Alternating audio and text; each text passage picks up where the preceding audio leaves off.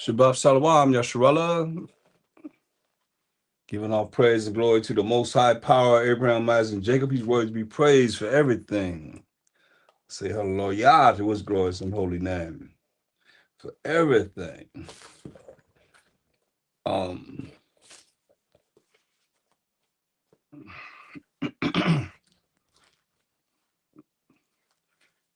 We're going to continue to go over spiritual awareness and spiritual darkness. You know, I think we need to cover more darkness than light, because I went over light the other day on the new month lesson. It's very important that, you know, you go back and look at those lessons to be able to keep up with what the Spirit is bringing out, so we can be all tuned in. Because I have to go over it myself, because, you know, I have a guideline, but I don't have everything that I bring out, so I have to review it myself. Even though I'm bringing it out, I still got to go over it.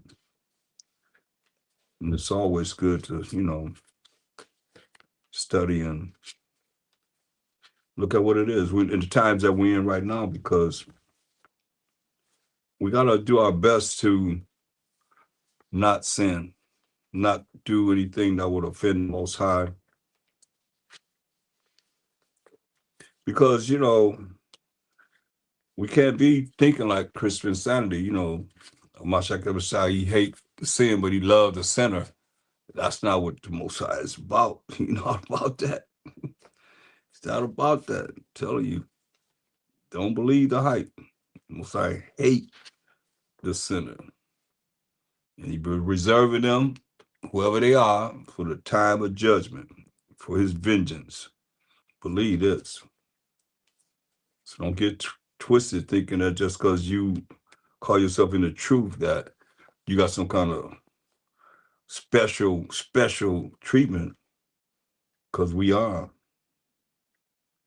Don't think that. You know, we've been fooled enough. We've been, you know, hoodwinked and bamboozled and shanghaied and taught lies enough. You know, it's time to bring the real truth out, whether, you know, it hurts somebody's feelings or not. My feelings been hurt for over 30-some years, you know. So I got over it. You can get over it too, you know, because we in this thing. One thing about it, once you've been exposed to the truth, your life never gonna be the same. You can go, I've seen them go this way, that way, whatever way they want to go, but in the end, they're gonna realize this is the truth. And everything else is just watered down, whatever you want to call it. What is watered down is not the ultimate truth. They're not keeping the laws of the Most High, dietary laws, civil laws, moral laws,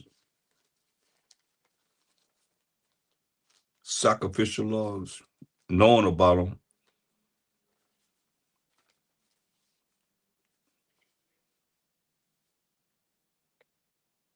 Or the ceremonial laws for the Most High that's so important. And when I can't read this Bible and not really feel what it is that's being said. Something's wrong with that picture. That's why when that judgment comes, we're going to be judged according to our works. And we got to have the right works to be able to be presentable before Mashiach Yahushua, who's judging for the Most High. We got to have the right works. Or, you got another way that you can find that, I like to see it. You think you're going to offend the Most High and he going to love you? I don't think so.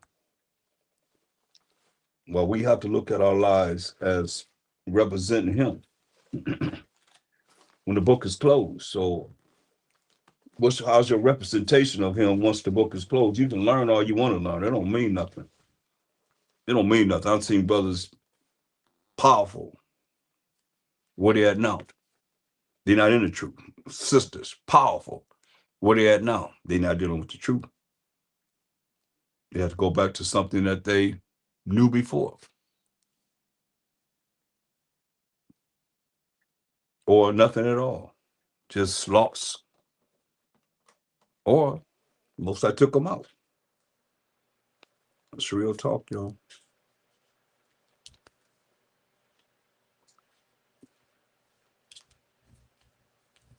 So I have a lot I got to deal with and been dealing with in the spirit. And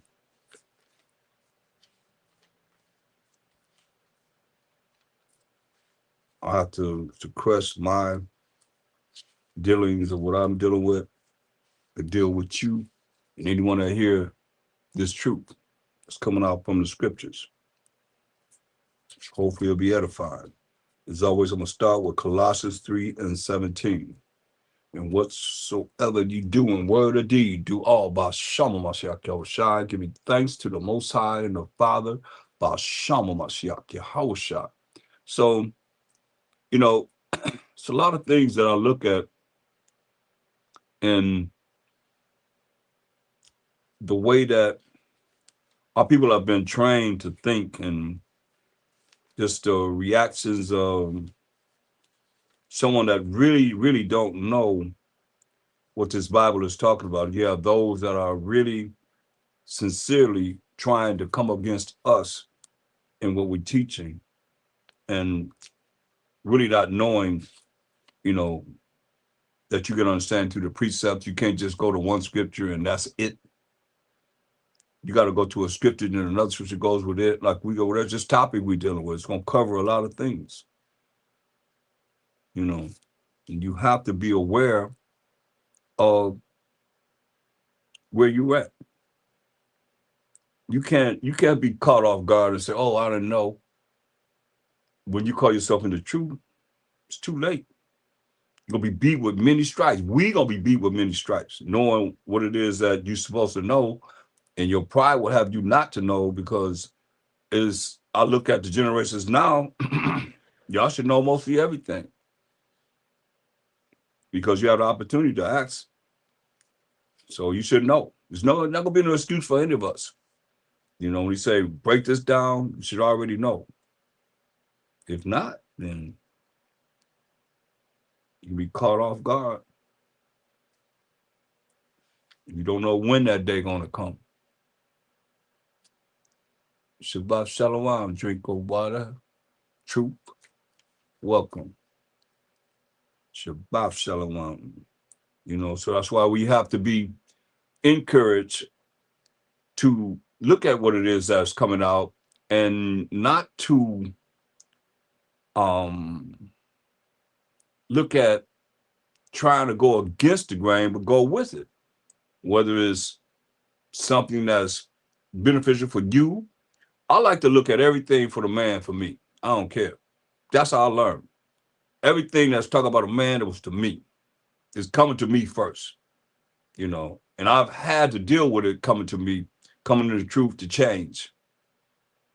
If I say you, come to me first, because we all are sin, you know, and that's what's marvelous in the eyes of the Most High. Not that we perfect, not that we all this, that, and the third, and knowledge puff us up. So we got to really be humble, really, because the ultimate jealousy is from the Most High.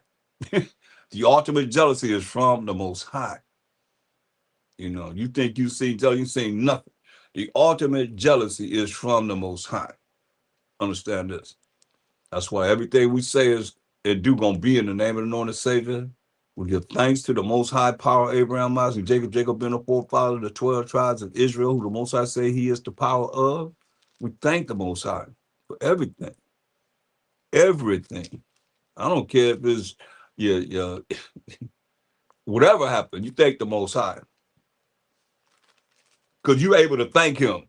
That's how I look at it. From all the pain I've been through from my head to my toe, I'm like, man, shoot, anything happen, you thank the Most High. Because if you're able to thank Him, then that's a blessing. That's a blessing. Have you ever had things happen to you when you couldn't thank Him? I was in a coma.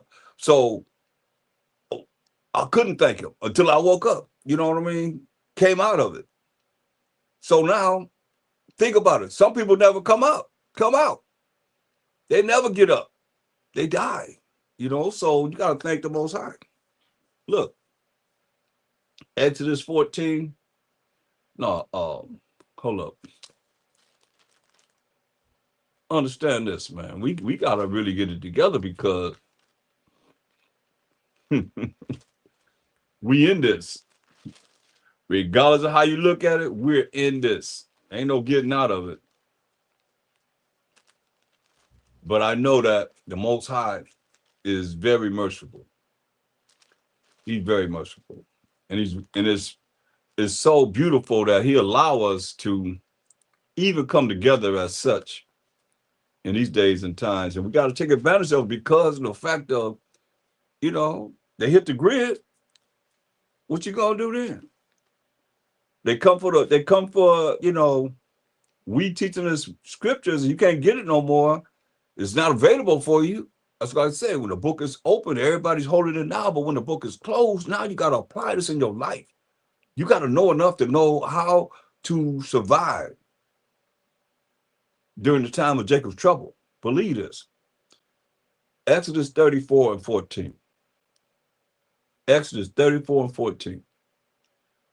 But thou shalt worship no other power. And see, that's the problem. I'm bringing out the fact that BAAL, through the Spirit of the Most High, BAAL is LORD, first and foremost. They put themselves as the Most High. Do I need to show pictures? Y'all have seen it enough, hopefully. They separate themselves as the Most High, paint themselves as a Mashiach Yahushai, the 12 apostles. To this day, they say they are the Jews or the Israelites to being the Jewish people. So it's in your movies, in your magazines, on social media, all the time. It's in your face. What it say? But thou shalt worship no other power. So that's why I'm saying so fervently, you got to stop saying LORD. You got to stop saying it. They put it in the Bible so you can say it because they know we're in the captivity for our iniquity. And they're not going to really promote that. You got to understand, they're not going to promote that. Why would they promote that? When they know that that's contrary to what they have had us doing forever, never, never, never. They published the Bibles. They put it in there. That's BAAL, LORD. But also worship no other power but the Most High. And people be saying all praise to the LORD. They say that. So we got to stop doing that. And only what's going to stop is you get it and you remind someone of it. That's how it's going to stop. Word of mouth. Because they're not going to push this out. I don't expect it. to be pushed out, and I expect people to not want to hear it because that's what they programmed to do. Say whatever. They're under some kind of spell. I'm not under no spell, straight up. My spell is with the Most High and Mashiach Yahushua, point blank. Bashama Mashiach Yahushua. They say, thou shalt worship no other power, for the Most High, whose name is jealous, is a jealous power. Understand, overstand this. It's really important because if a thing to fall into the hands of living power, they don't understand. I don't think you understand the fear of the Most High. Be afraid and be scared of him. He gonna show up and show out, y'all. See, lest thou make a covenant with the inhabitants of the land, and that's what you have done. Say whatever. Agreement with the inhabitants of the land that gave us our Bible, our story, how he wanted to give it to us from his story, and taking things out of the Bible and putting things in the Bible.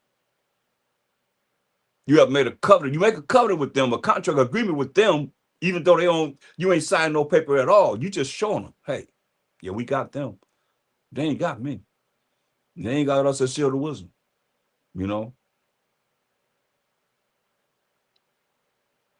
And they go a whoring after their gods. Okay, now, I need to show you.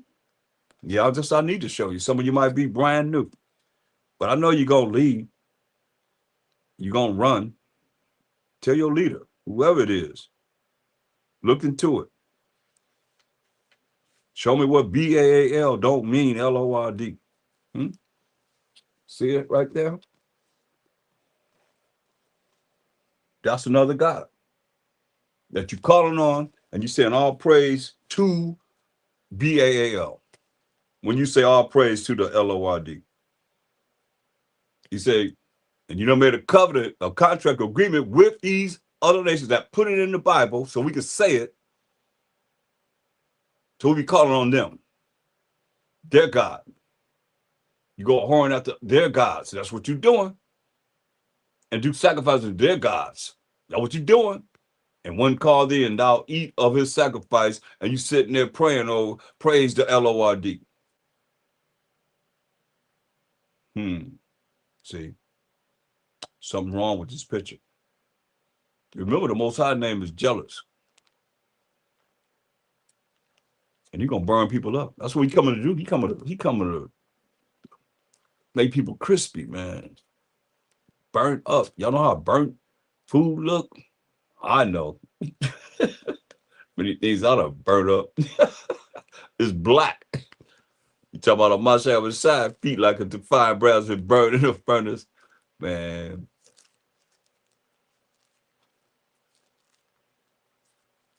I'm just here to warn you because there's so much for us to learn and so much to grasp. You have to look at even a man is jealous, over his woman. A woman is jealous over her man. Most High name is jealous. So look, let's give an example of that. Go to Proverbs 6.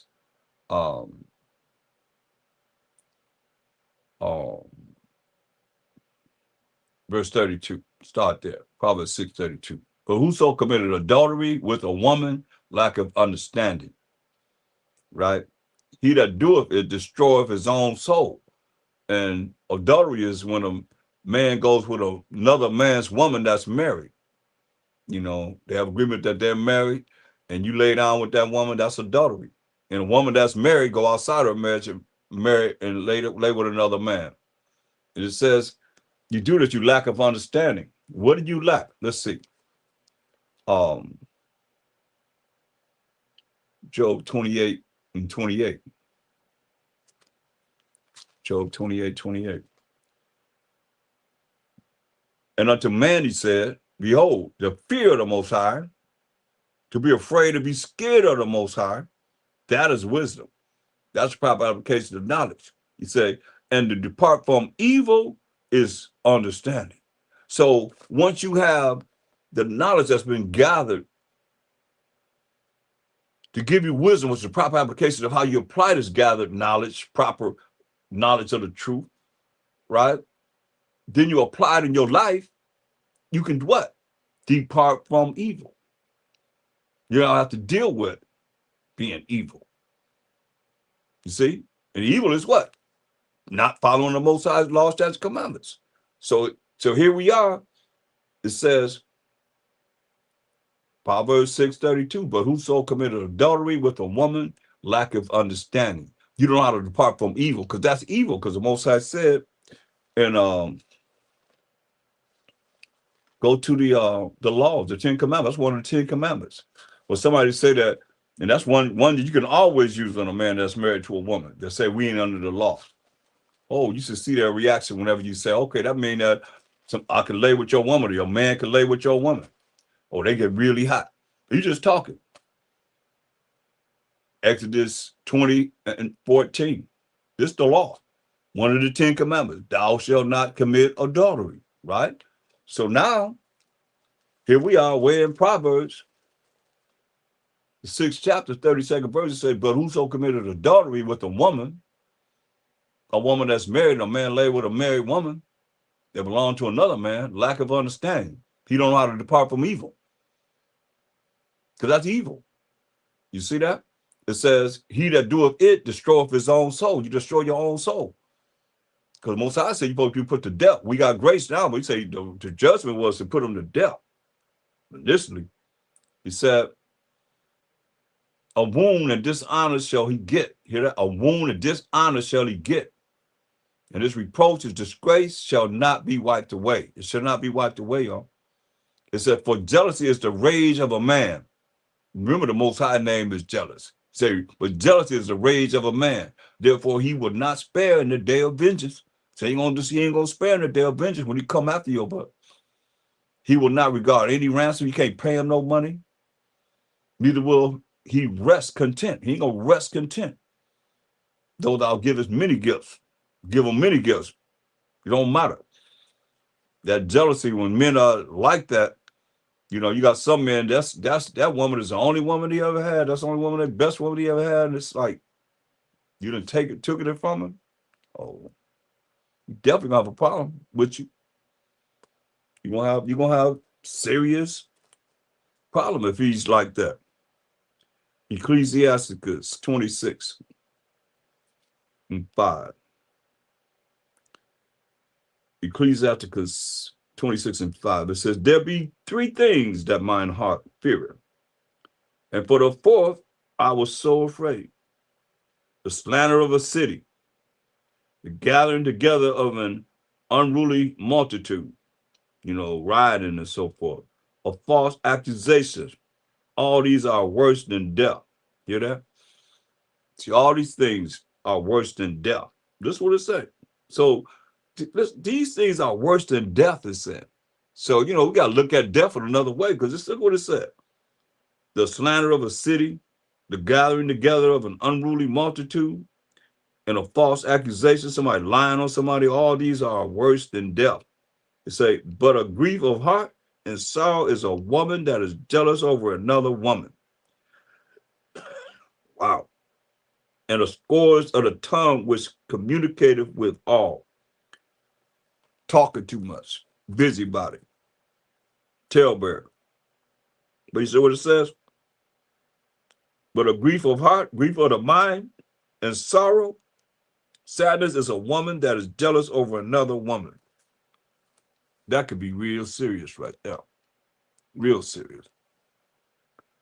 Let's go to Proverbs 27.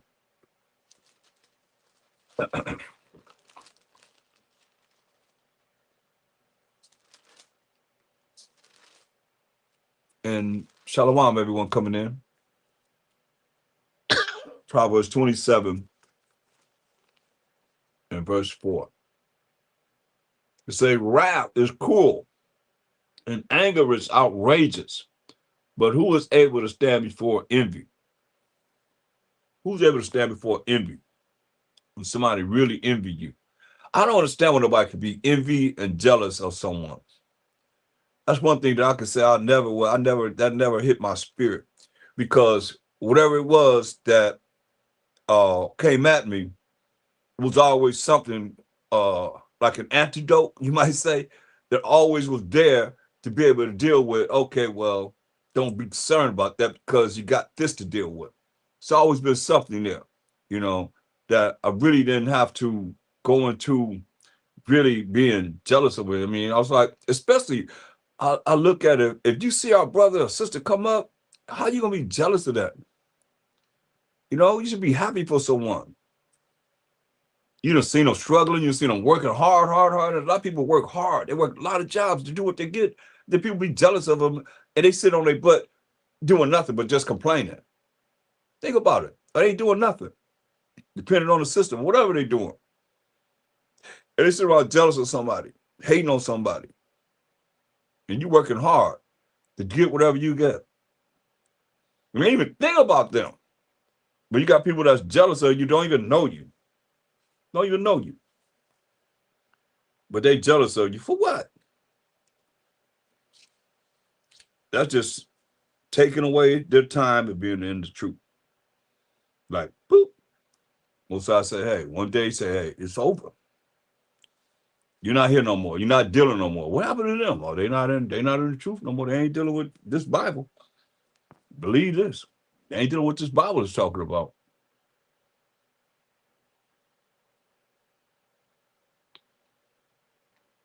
It's real. Ecclesiastes 4:4. Ecclesiastes 4:4. And all this is works. You know, you look at this, what I'm saying, and this is making you spiritually aware of what's right and what's wrong. That's what we have to learn. What's right and what's wrong. And once you learn what's, right, contrary to what's wrong, then you're gonna be on point. Other than that, you're gonna still be having your same spirit. You ain't changed. You're just the same person, just another day, another time. And that's what we have to do. We look at this as um trying our best to not be as it says we shouldn't be, but how we should be, and contrary to way we look at what it's saying far as what would make you jealous or envy, you know, be in spiritual darkness. And that's what it is, spiritual ignorance. And when you hear this and you stay in here and you listen and you learning this, then you held accountable. That's why I see people leave, because they think they're not gonna be held accountable, but they were here knowing what it is that's coming out, and they leave. And they think there's no consequences behind that. There is a consequence, because the Most High called you to be able to come to hear. Then you just boom, they hear something, especially the law. I start going over the law, boom, they be out of here. Ecclesiastes 4:4. And again, I consider all travail and every right work, that for this a man is envied of his neighbor. This is also vanity and vexation of spirit. You hear that? A man that's envious of his neighbor, this is also vanity and vexation of spirit. You know, um, it's kind of amazing how our people are, period. You know what I mean? It's like they always looking at what you're dealing with, or what's going on with you. And, that song, Smiling Faces, sometimes don't tell the truth, Smiling Faces. That the Temptations had, that was a great song. I like that song because it's real. Pretend to be your friend, but they really not. Just going through formality. They act like that, but that's what I say. Again, I consider all travail and every right work, that for this a man is envy of his neighbor. What's the right work? Righteously trying to do the best you can to please the Most High, and bringing out all strongholds of evil and wickedness and sins that people do, to make them better. It's not, a lot of times, people can't be corrected. You need to look at the lesson I did on how to take correction. It's called how to take correction. You correct people, and then they think you don't like them. And that's love. Because nobody else telling them nothing. A lot of them need to be smacked side the head. For real, for real. Won't let the Most High touch you. We'll see what he gonna do. Think that's something, just words.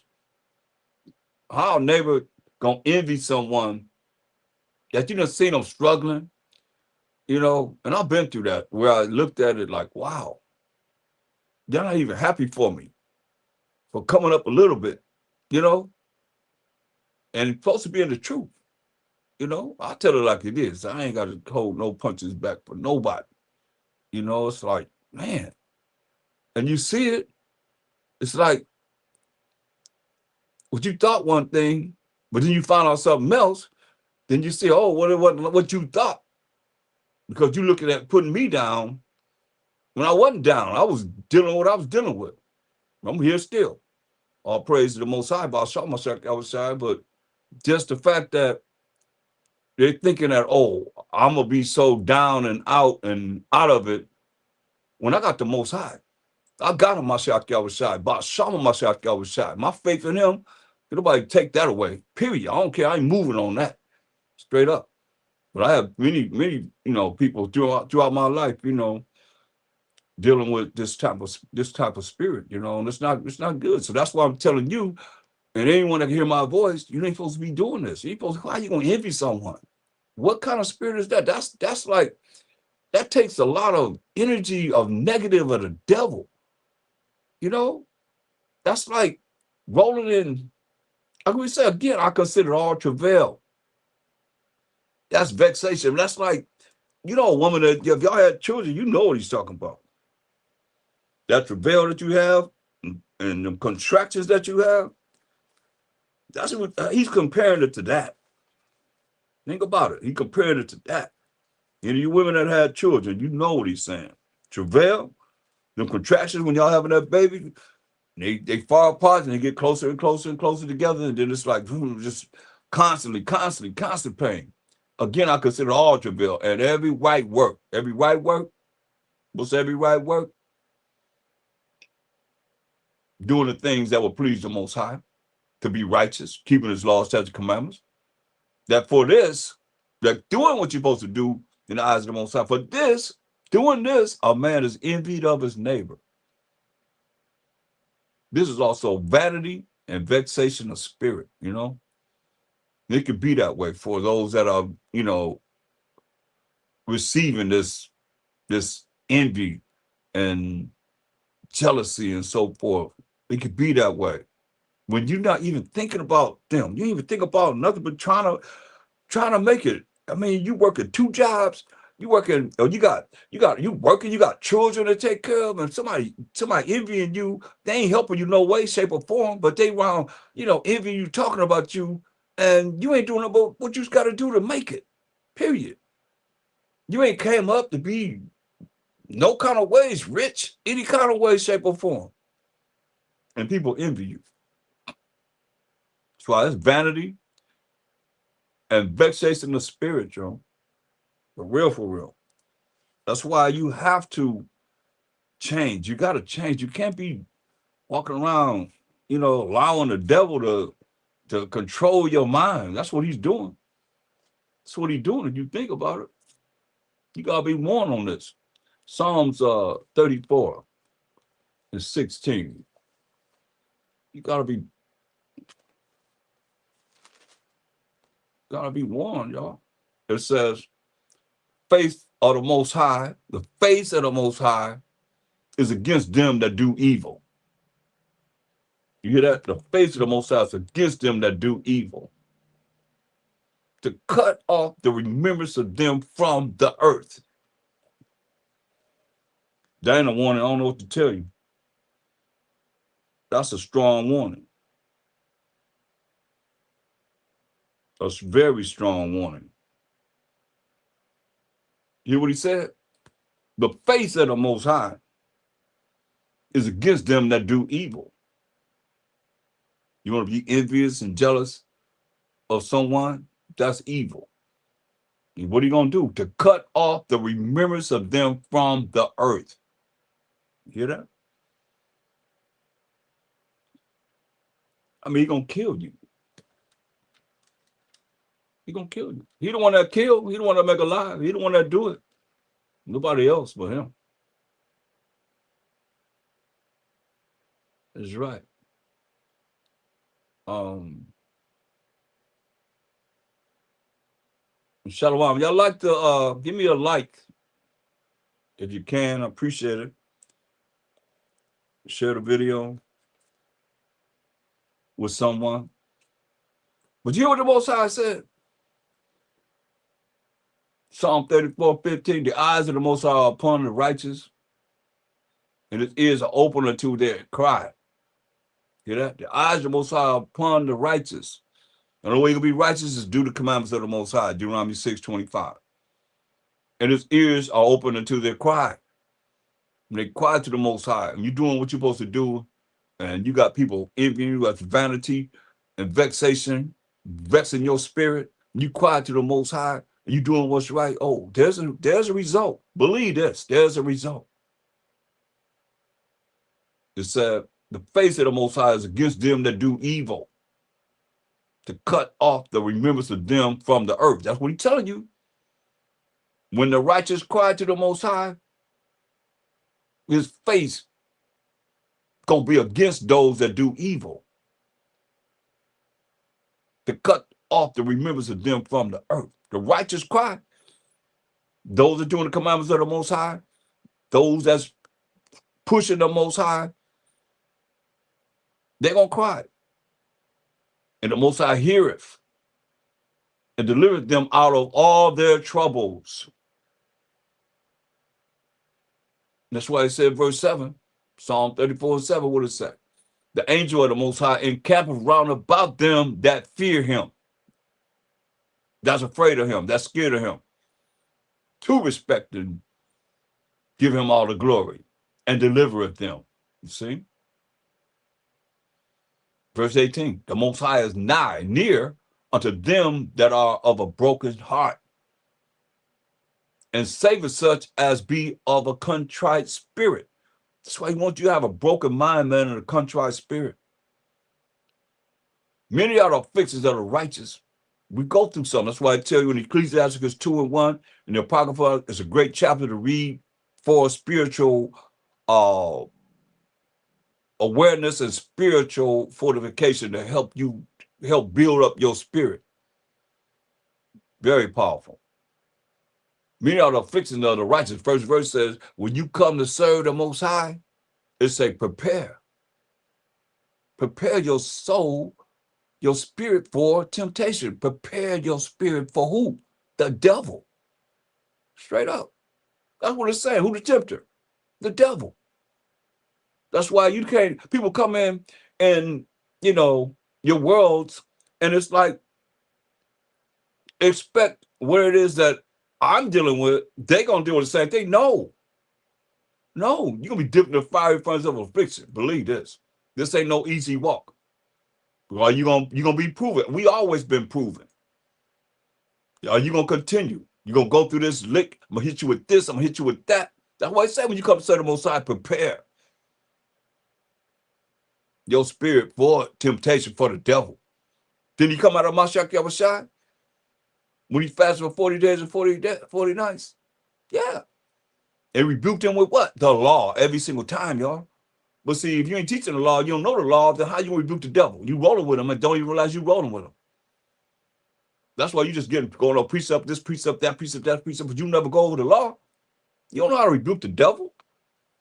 Now prove you do. Mashiach Shai, a perfect example.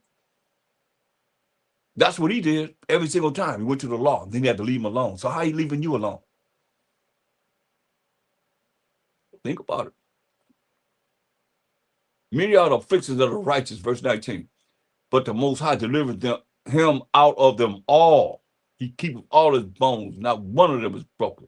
Evil shall slay the wicked. Hear that? You hear that, wicked people? Evil gonna slay you. Your same wicked people that you hanging out with, that you think gonna be on your side, and say, evil shall slay the wicked. And they that hate the righteous shall be desolate. They that hate, we that's telling people to fear the Most High, repent, and keep his commandments, evil shall slay the wicked, and they that hate the righteous shall be desolate.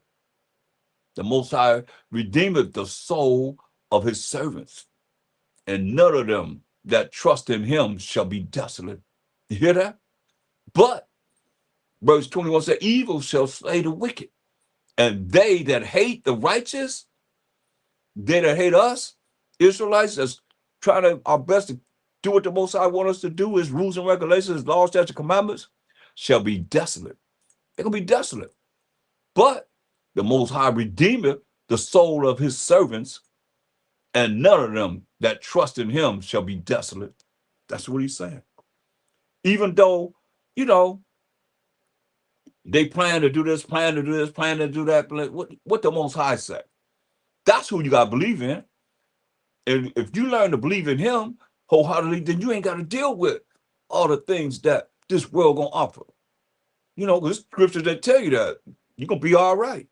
Just do what he say do. Start talking about him. You ain't got nothing to say about him. How you going to come through for you? You ain't never talking about him. All you talk about is you. You, me, I. You got to understand. As serious as this is right now, and they dealing with the left-hand side, demons and all kind of things they dealing with on the left-hand side. This ain't something new, y'all. I've been preaching this for a long time. It's in the scriptures. That's why you got to be warned.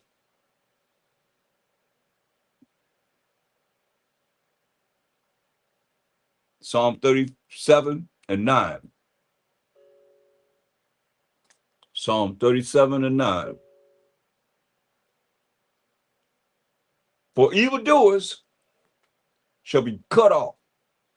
You know, evil is when you don't do the commandments of the Most High. Y'all know that?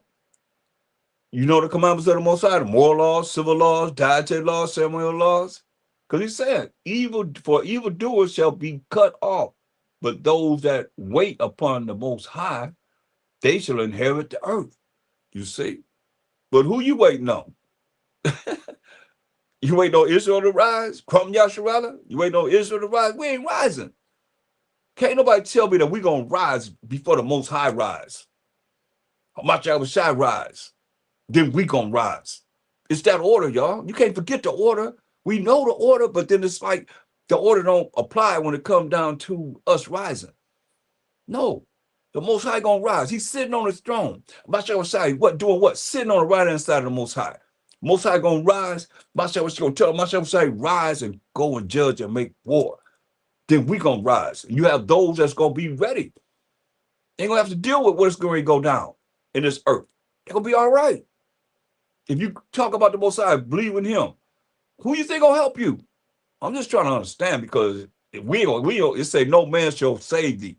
Last I read in Deuteronomy 28 and 29, no man shall save thee. But y'all think men, y'all looking for a man to save you. Ain't no man going to save you. You better trust in the Most High, I tell you that. Psalm 94:16. Psalm 94 and 16. Yeah, we're going to be made aware one way or another. For real, for real.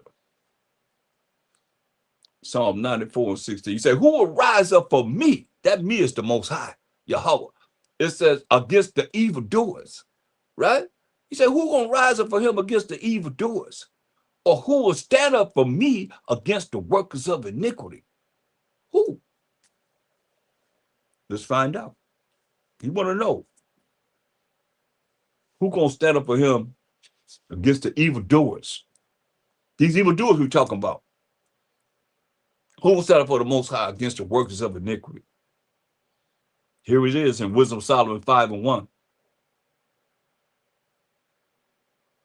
Look what it says. Then shall the righteous man stand in great boldness before the face of such as afflicted him and made no account of his labors, like we do.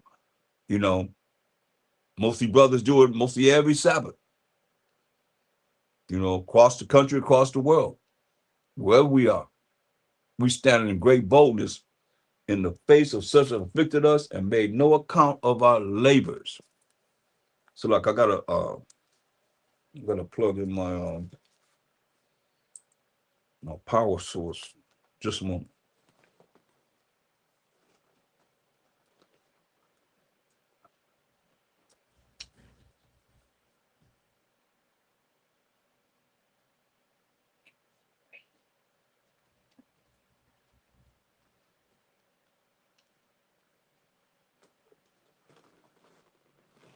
No, man, it's something how, you know, I notice how a lot of people that call themselves being in the truth, where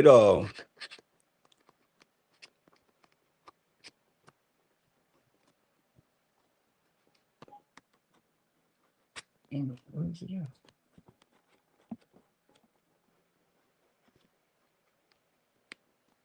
There we go. My mechanics here. Okay, cool. No. So it's very important that, you know, we see, because most I said, who will rise up for him against the evildoers, and who will stand up for him against the workers of iniquity? Then it tells you in Wisdom of Solomon 5 and 7, the answer is right here. Then shall the righteous man stand in great boldness before the face of such as have afflicted him and made no account of his labors. That's the evildoers and the workers of iniquity. Straight up, until this day, that's what they do. That's why he tells us go to Ephesians 6. Ephesians, the 6th chapter.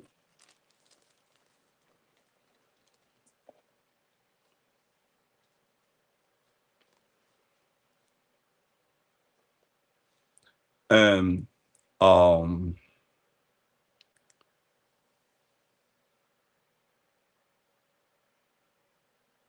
verse 10 is we'll start at 11. Ephesians 6 and 11. It says, it said, put on the whole armor, that's a protection of the Most High, that you may be able to stand, right, against the wiles of the devil.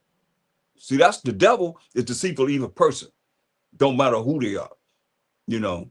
At this day and time, it don't matter. You either right or you wrong. You're either righteous or you wicked.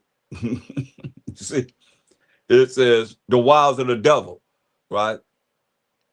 For we wrestle not against flesh and blood, but against principalities, against powers, against the rulers of darkness of this world, against spiritual wickedness in high places, these high-level demons. And these high-level demons get into the minds of people that have them do what they want to do and being wicked and evil. That's like, wherefore, take it unto you the whole armor, the whole protection of the Most High. How you gonna have the protection of the Most High and it's someone that you even talk about? Make that make sense to me. He ain't even in your conversation, period. And he tell you do this, don't, he said, I'm gonna go to my place in Hosea 5:15 until you acknowledge your offense and seek his face. In your affliction, you gonna seek me early. What are you talking about? I'm gonna tear your butt up till you seek me early. You gonna seek me. What do you gotta do? Just drag us through the whatever. He say you love, he chases, and whoever you, whatever you do that's wrong, you gonna get dealt with the Most High on. That's why I say put on the whole armor, the whole protection of the Most High. Do what he say do. Talk about him. Put him in your conversation, and be real about it. You know, not just to talk about it because I'm telling you what to do. Be real about it. You can tell if you're real or not. It says that you may be able to stand against the wiles of the devil. You see, that's why I said, then a righteous man gonna stand in great boldness in the face of such that have afflicted him and made no account of his labor. Come on, we built America. We ain't getting nothing for that. We're not getting anything for that, except for what the Most High say gonna give us in Obadiah 17. And many scriptures that say, hey, we're with the abundance of the Gentiles. We're with the abundance of everything. Abundance in garments, apparel, and gold and silver, everything. We're getting everything. We got next. Forever, never, never. You know, but you got to work to get that. This ain't something that just because you say you're Israelite, you're going to get it. No. We got to work for this. That's why I say you got to be able to stand against the wiles of the devil. but we wrestle not against flesh and blood. These are demons in high places that's invisible, that were made to get into the minds of people to have them do the things they do. Principalities, against powers, against the rulers of darkness of this world. That's what we talk about, spiritual darkness, spiritual ignorance. Spiritual, it's the rulers of the darkness. See, they rulers of the darkness, and the Most High told Esau to get into the darkness. He put all the people in gross darkness, gross ignorance when he did what he did until this day. That's why you got to, I call it crisp insanity, because they dealing with things that doesn't really apply to what this Bible is talking about. Against spiritual wickedness in high places. Those are high-level demons, y'all.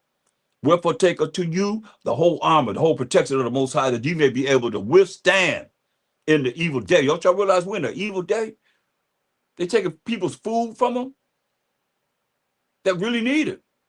It's one lady telling us she get $4,000 a month, bragging on the social media about she get $4,000 a month. Edomite. There are people that really need those food stamps. Hey, this is an evil day, y'all. The rich don't care nothing about you. Millionaires don't care nothing about millionaires. Millionaires don't care nothing about those that six figures. Six figures don't care about nobody poor, period. Straight up. So wherefore take unto you the whole armor of the Most High, that you may be able to withstand in the evil day, and having done all to stand. That's what the Most High said. Who won't stand up for him? See, everybody stand up for themselves. They ain't think about him. I'm going for myself. They pray, then they go out there and do whatever they do. That's all they do all the time, every day. Is them, my, me, my, I, mine. But ain't Most High ain't in that conversation. You done pray to him now. He don't even talk about it. You don't even say what's gonna happen. What are you gonna do? Oh, you ain't even saying all praise to the Most High. What that's at? Y'all done digress to all praises. Just to show y'all your robots and robotees. Somebody rate up all praises and y'all start saying all praises. And I'm telling you, better say all praise to the Most High.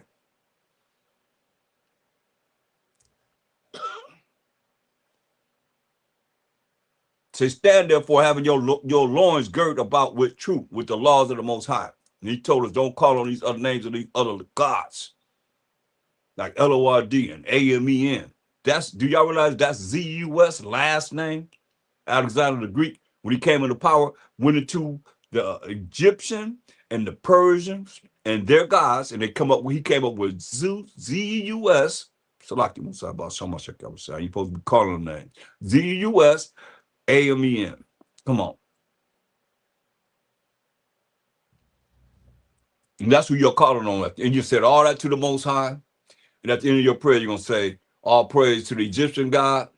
All praise, choose either one. All praise to the Egyptian God, or all praise to the so-called white man's first king, Alexander's God that he set up, that's still there because they put in the Bible right now. Come on. You got to stop this, man. It's got to stop. It's got to stop somewhere. You got to be the one to stop it. You tell somebody else, hey, look, you ain't supposed to be doing that. You said all your prayer, and in the end, you're going to say APTTMH. You're going to say, who you talking about? TMH. I can't believe this. It's like, it's not really, I mean, I would never think 34 years ago, 35 years ago, that somebody would be saying all praises from where we, especially for all of us from One West. I never believe that somebody would be putting APTTMH and y'all following suit with that. You can't even, typed all that you typed out. I'm going to keep on grinding on you. You typed everything you want to say in a paragraph after paragraph, then in the end you put APTTMH. You can't even type out all praise to the Most High. Come on. We're the chosen people of the Most High, man. You allow somebody to take you off your path. Ain't nobody taking me off my path. Tell you that straight up. You can go to hell any way you want to. Don't try and take me with you. You ain't taking me off my path. If I get caught off my path, y'all know that somebody slipped me a Mickey. Straight up. I don't care who it is. It don't matter. Anybody that know me will tell you the same thing. Oh yeah, I'm still here. All praise to the Most High, because I'm gonna keep talking about him, and I ain't gonna never stop talking about him. Tell you about his laws. What is his laws, statutes, commandments? They ain't talk about that. We can't say keep the laws and don't go over them, can we? And if people don't know, they ain't reading. You can't keep something must you put in the book. Stand up for having your loins girt about with truth. What's the truth, class? We know that. Psalms 119, 142. That righteousness is an everlasting righteousness, and thy law is the truth. And having on the breastplate of righteousness. You got truth, you got righteousness right here. Let's go to righteousness. Deuteronomy 6:25. So it might be someone new in the class. So let's go to Deuteronomy 6:25 and show you what righteousness is and show you what the truth is. Deuteronomy 6:25. Now, excuse me. And it shall be our righteousness. Deuteronomy 6:25 defines righteousness. If we observe to do all these commandments before the Most High, our power, as he hath commanded us. Psalms 119, 172. These are very important scriptures to remember whenever you come to understanding the New Testament. Psalms 119, 172. My tongue shall speak of thy word, for all thy commandments, Most High, are righteousness. You see that?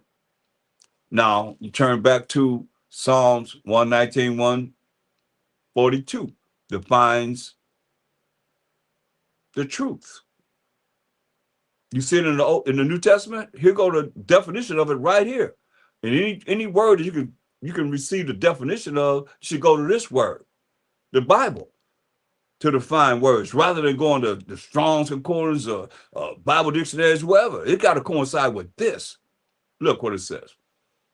Psalms 119, 142. We know, we sing it all the time. That's why I do it like that, because everybody come to my class, we kind of like know how we sing this together. Psalms 119, 142. That righteousness is an everlasting righteousness, and thy law is the truth. Thy mean your. Just in case somebody twisted on, thy and thee, Your law is the truth, right?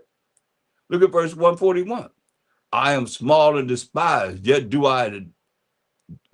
not I forget thy precepts. That's very important, because it says in Psalms 119, 104, it says, through thy precepts I get understanding. Therefore I hate every false way. There's a lot of false ways that's going on this earth right now, even though it seems to be factual, but a lot of false ways going on this earth, man, where people are weak. You got to fight against your flesh, so you be spiritual. 100. I understand more than the ancients, because I keep thy precepts. You see? That's how you get understanding to the precept. You don't just read the Bible, one verse, and now you say, what's this verse saying? Well, look at this. Look what this verse saying. You got to be able to precept whatever it is in that verse, just another verse, another verse, another. Sometimes I go like John 3:16. I go through every word that can precept, from God to whatever, love, every word, that can be precept. I go through every last word. After I finish, ain't no doubt about it. You can't gainsay on that. It's only talking to us, we the Israelites. We got to work on it, y'all. We can't be stuck on looking at I've done enough. We never done enough. We never done enough. As long as you have that mentality, you've done enough. Hey. 1 Corinthians 13, 9. 1 Corinthians 13 and 9. This is what it say. For we know in part. So ain't nobody got it all. Most I have not given it all to no one. You say, for we know in part, and we prophesy in part. So we know in part, and we prophesy in part. But when that which is perfect is come, the Most High through a Mashiach Yahushua, then that which is in part shall be done away. You understand? We know in part and prophesy in part. And that part that we have, you know, you got to take it and run with it. But it's just a part. We don't know it all because I'm outside coming back to teach us for 1,000 years, y'all. 1,000 years. What you gonna do during that time? Huh? You gonna be learning of the Most High. So if you gonna learn of the Most High when He come back, but you ain't trying to learn about Him now, you ain't talking about Him now. What do you think? You gonna make it before Him? The judgment seat? Huh? You gonna be right there saying, I'm gonna be there. I ain't gotta talk about the Most High. I ain't gotta be about Him. Be about myself. You know, you just do what I want you to do, Most High. That's what you tell Him. That's what you think. That's what it is. It seems like I pray to you now. You got to do what I say do. That's why. What you think they say when I went around? I said, "What do AMEN mean?" So be it. Let it be done. So be it. Like, dang, I don't feel no humility in that. I don't feel no humble before the Most High. And that's why I say people don't fear the Most High. You pray to the Most High, you tell him, "Let it be done." You heard what I said. That's what's the difference between that? You heard what I said, or so be it. Same thing. Same thing. Don't do it, Joe. I'm telling you, you've been warned. You've been warned. Got to protect yourself, man.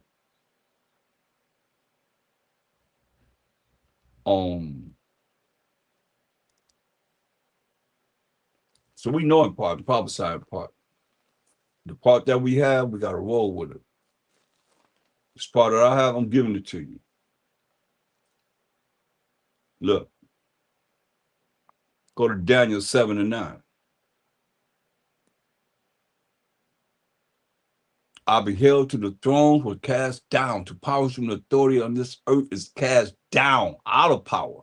And the Ancient of Days did sit. That's the Most High power, Abraham, Isaac, and Jacob, Yahweh, whose garment was white as snow. The only way that he's seeing this is through a vision or a dream, guaranteed, because the Most High is invisible power. That's why I tell you in St. John 4:24, the Most High is a spirit, and they that worship him must worship him in spirit and in truth. He's an invisible power, you know. But when the thrones are cast down and the Most High did sit. He's like I told you, he's sitting, whose garment was white as snow. This is through theophany, you know. And the hair of his head like the pure wool, that you know that he got nappy hair.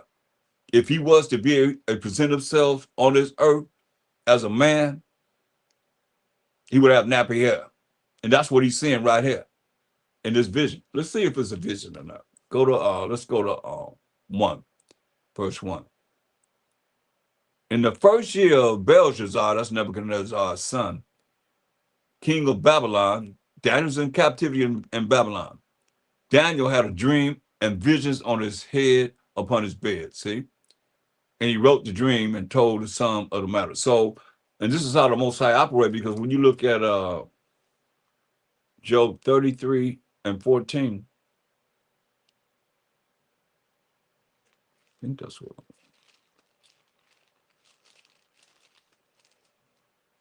Yeah, for the Most High speaking once, Job 33 and 14. Why you see dreams and you see visions that people have, and it's written in the Bible, and some of us have them also. It says, for the Most High speaking once, yet twice, yet man perceive it not.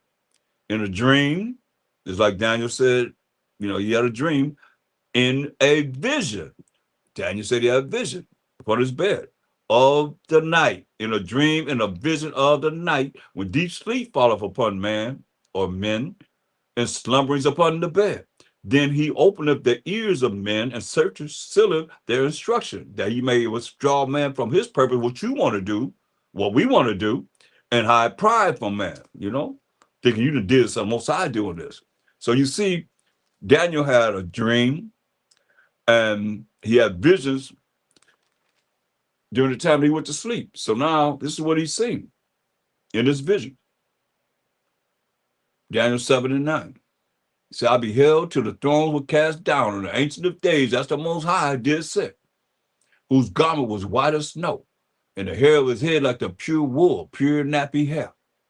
His throne was like a fiery flame, and his wheels, that's burning fire. So it's all fire. He's a consuming fire. It says a fiery stream issued and came forth from before him. So fire was coming before him. Thousands ministered unto him. So they there amongst the fire too. The angels. Thousands of angels ministered unto him. And 10,000 times 10,000 stood before him in this fire. Fire is, everything is fire. The judgment was set and the books were open. That's something. The judgment was set and the books were open. And when the books open, it's going to be about what we done in these mortal books. It's going to mortal bodies. And what we done in the mortal in the mortal books, that the tangible books that we can see, this Bible. For real, for real.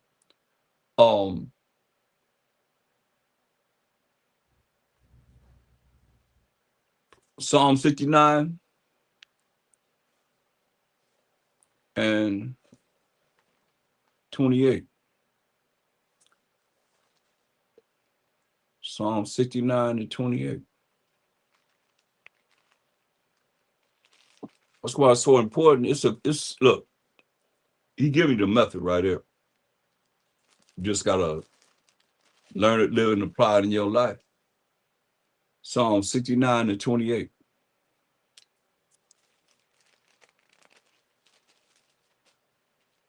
Let them be blotted out of the book of the living, and not, it said, and not be written with the righteous.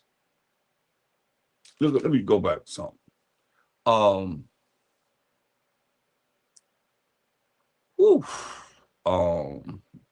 David's going in on this. It's the wicked. Look what he said. Let's start at verse 22. So let their table become a snare, trap before them, and that which should have been for their welfare, let it become a trap. Sound like they're doing that to us right now, next month, right? Those that are poor, that's on welfare, he said, let it become a trap. Let their eyes be darkened, that they see not, and make their loins continually to shake. You don't want to fear the Most High? You want to be afraid of him? Let their habitation be desolate, and let none dwell in their tents. For they persecute him whom thou hast smitten. For they persecute him whom thou hast smitten. And they talk to the grief of those whom thou hast wounded. And we've been smitten, for real. And we've been wounded. Captivity after captivity after captivity, as 12 tribes of Israel. Say, add iniquity into their iniquity. Don't just judge them for their iniquity. Say, add iniquity unto their iniquity. Add more iniquity on top of whatever they've done. And let them not come into thy righteousness. So that's why I say, this is not for everyone. You hear what it said right there? Don't let them come into your righteousness. Don't let them come into your laws, statutes, commandments to do what's right, to please you, Most High. It said, let them be blotted out of the book of the living. That's the book of life. He said he wants people to be blotted out of the book of the living and not be written up with the righteous, not be written with the righteous. Those that are keeping the commandments of the Most High, the laws, statutes, commandments of the Most High. Don't let them that's wicked and doing iniquity be written with the righteous. He said, but I am poor and sorrowful. Let thy salvation, O Most High, set me up on high. See, I will praise the name of the Most High with a song. Praise ye the Most High. And will magnify him with thanksgiving. Thank you, Most High. You know, this also shall please the Most High. Better than an ox or a bullock that has horns and hooves, sacrificing something old animal. When you do what's right according to the Most High, and allow him to bless you. What did it say? It says, this also shall please the Most High. Don't you want to please the Most High? Or you just going to keep doing whatever you're doing, following the way of somebody that's got you, so when the books are open and the judgment come, you're going to say, man, you didn't praise me. Don't you realize his name is jealous? Why I went there first? This also shall please the Most High better than an ox or a bullock and that have horns and hoofs. You caring about that? You caring about no sacrificing animals. That didn't take away our sins anyway. That we just require a sign, it says in 1 Corinthians 1:22. Jews require signs. We require signs. Give us a sign. That sign was to show you to do what's right. He wants you to be obedient, not I'm not sure I got to go run to the Most High all the time because asking for forgiveness for something that you've done, knowing that you did wrong. That's why you ask for repentance, right? You know you did something wrong, but we done something wrong. You got to go ask for repentance. Please forgive me.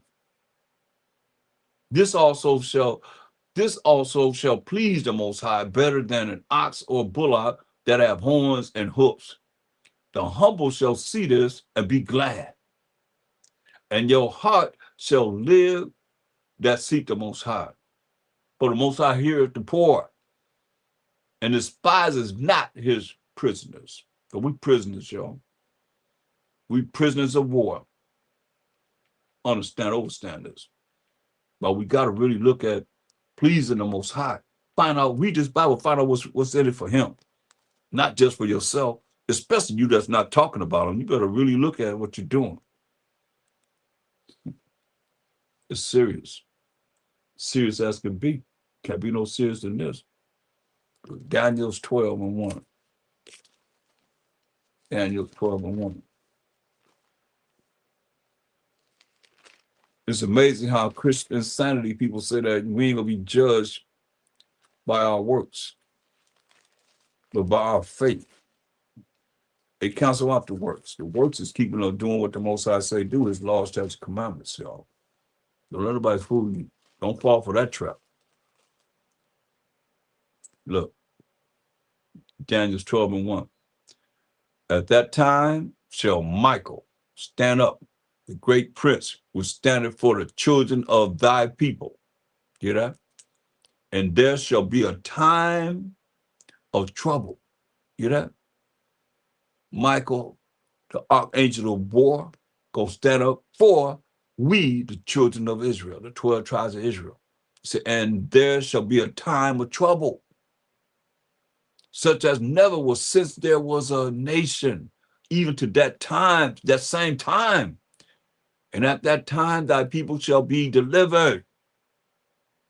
At that time, your people, the 12 tribes of Israel, shall be delivered, every one that shall be found written in the book. You hear that? That's why I say they be so concerned about us, but you got to be concerned about the Most High's angels that's on this earth, waiting on the commandment of the Most High to do what he tell them to do. And they're not going to break his commandments. They're going to do exactly what he said. But you see that? It says, we're going to be delivered. Every last one of us that's written in the book. If your name not written in the book, Revelations 20:15, your name not written in the book. It tells you this, and whosoever was not found written in the book of life, that's what this is all about. That our names will be written in the book of life was cast into the lake of fire. So if your name not written in the book of life, you'll be cast into the lake of fire. Straight up. That's why it's so important. Look at Jeremiah 30. Jeremiah the 30th chapter.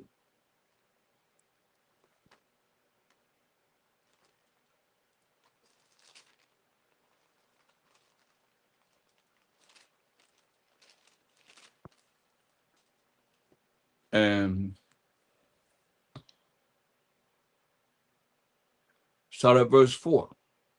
Jeremiah 30:4. And these are the words that the Most High spake concerning Israel and concerning Judah, northern tribes and the southern tribes, all 12 tribes of Israel. Thus said the Most High power. We have heard a voice of trembling, of fear. You're scared now, and not of peace. So what that fear means? Y'all say fear the Most High don't mean to be afraid and be scared of him. He said he heard a voice of trembling and of fear and not of peace. He said, ask ye now and see whether a man does travail with a child. If a man have a contraction like a woman having a baby, every last woman that had a baby, you know what them contractions are like. A man having those same contractions. That's painful.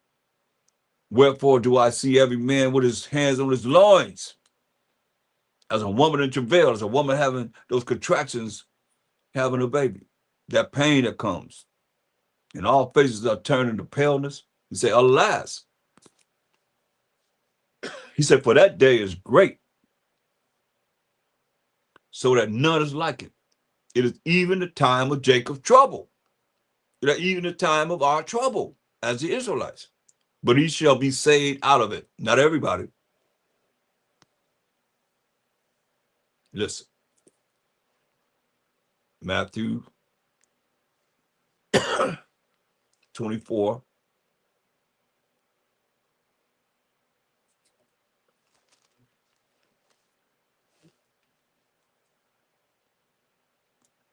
And 21. 24, 31, 21, and 22. To say, for then shall be great tribulation, such as was not since the beginning of the world to this time, no, nor ever shall be. Jacob's trouble, y'all. And except those days should be shortened, the days we live in now, he said, the days should be shortened, there should no flesh be saved. He said, unless he shortened the days, say, no flesh will be saved, y'all. But for the elect's sake, those days shall be shortened. So who the elect? All praise the Most High. When you turn the page, you go right to it. That's the Most High. But so was that was Isaiah 45 and 4. For Jacob my servant's sake, and Israel mine elect. See? For the elect of Israel's sake, he gonna shorten the days.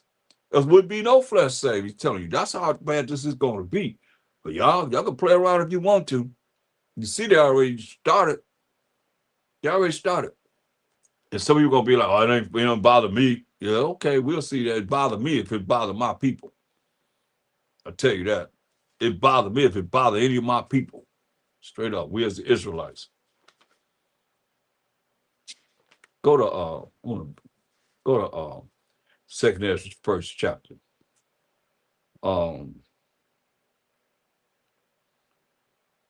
Look at start at verse 4. And the word of the Most High came unto me, saying, go thy way, and show my people their sinful deeds, and their children their wickedness, which they have done against me, that they may tell their children's children. Read it to you again.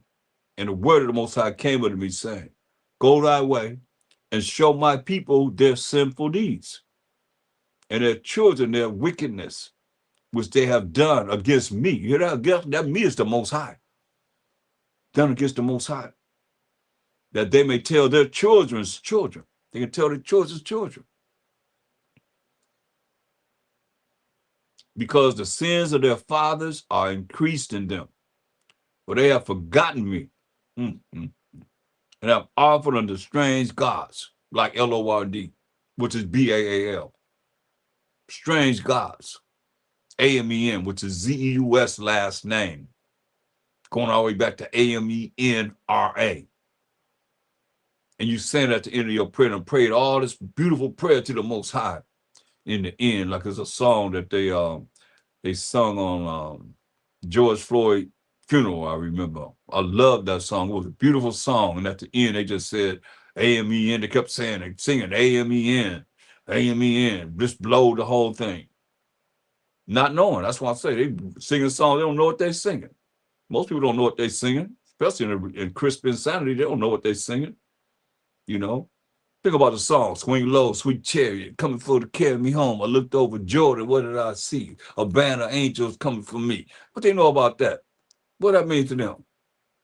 If they don't know that the Jordan River go down the middle of Israel, and how come we ain't say, I looked over the Nile?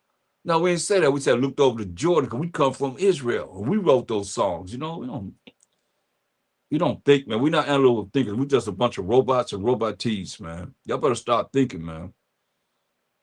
Start reading and thinking, comprehending what it is that we need to know. That's why I say, hey, because the sins of their fathers, verse 6, are increased in them.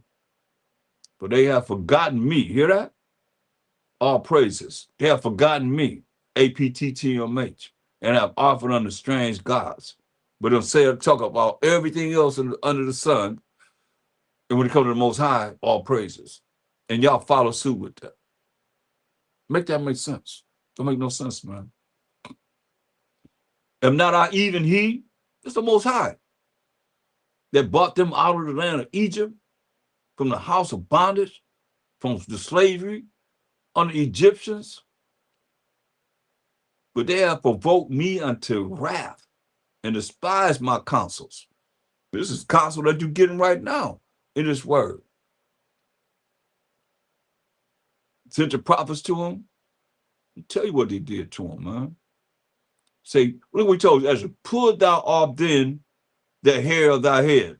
Y'all talking about you ain't supposed to have no part, you ain't supposed to be bald. He said, pull thou off them then the hair of thy head. The Most High said do that. And looking at how our people are, man.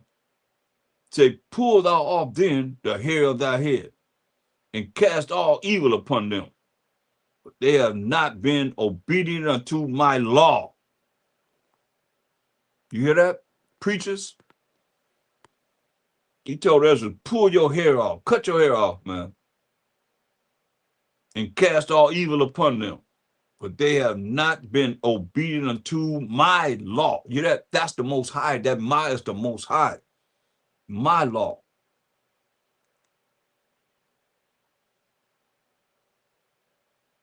But it is a rebellious people. See? Talking about us. He said, how long shall I forbear them, unto whom I have done so much good? You hear this? He said, how long are you going to forbear us to whom he have done so much good? How long are you going to deal with us to whom we have done so much good? This is what he said. He said, many kings have I destroyed for their sakes. Pharaoh and his servants and all his power have I smitten down. All the nations that I destroyed before them. Hear this? All the nations that I destroyed before them. And in the east, I have scattered the people of two provinces, even of Tyrus and Sidon, and have slain all their enemies. You know what the Most High said he did? I have killed all their enemies. And here we are talking about some of our praises. Say, speak thou therefore unto them, saying, thus said the Most High. Hear the word of the Most High. I led you through the sea, and in the beginning gave you a large and safe passage. I gave you Moses for a leader, and Aaron for a priest. I gave you light and a pillar of fire, and great wonders have I done among you. Yet have ye forgotten me, said the Most High. It is named not Lord. They put it in there. And when you saying it, you saying their God. You calling on their God. BAAL. You know, need I show it to you? Some of you just coming in, and welcome. See it right here? See what I mean? Screenshot that. Y'all screenshot everything else. Screenshot that. So we remember it. Share it with someone else. That's their God. They put it in there, and here we are following suit with their God. They put it in the Bible. Who published the Bibles? We don't. They publish the Bibles. It's there, so it's got to be true. No. That's their God. It's not our God. It's not our power.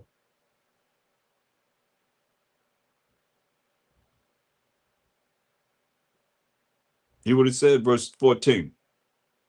Second Ezra, first chapter, the 14th verse. I gave you light and a pillar of fire, and great wonders have I done among you.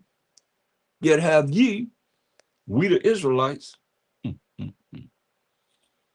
forgotten me. Get up. Said the Most High. Thus said Almighty Power. The quails were as a token for you. I gave you tents for your safeguard. Nevertheless, ye murmured there. This us. Brag about this, and triumph not in my name for the destruction of your enemies. But ever to this day do ye yet murmur. Talk stuff, man. Talking crap. Most I hear you.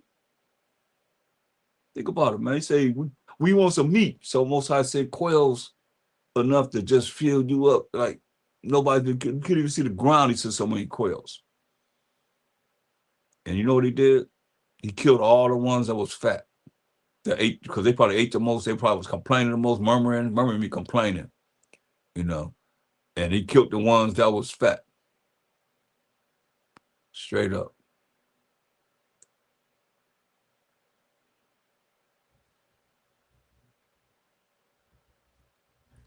Oh man, we got somebody in here lost their mind. You the archangel who? Mm. Well, listen to the word of the Most High. You know, hopefully it'll change you to be able to look at what we got to do to be obedient to Most High. There's only the Most High. Mashiach Yahushua and us. And them left-hand side angels. We looking at the right-hand side angels. That's going to prevail every single time over them left-hand side angels. How about that? Thus say the Almighty power. He said, in verse 16, and triumph not in my name for the destruction of your enemies, but ever to this day do ye yet murmur. Still murmuring. Where are the benefits that I have done for you? Talking to us. What are the benefits that He done for us?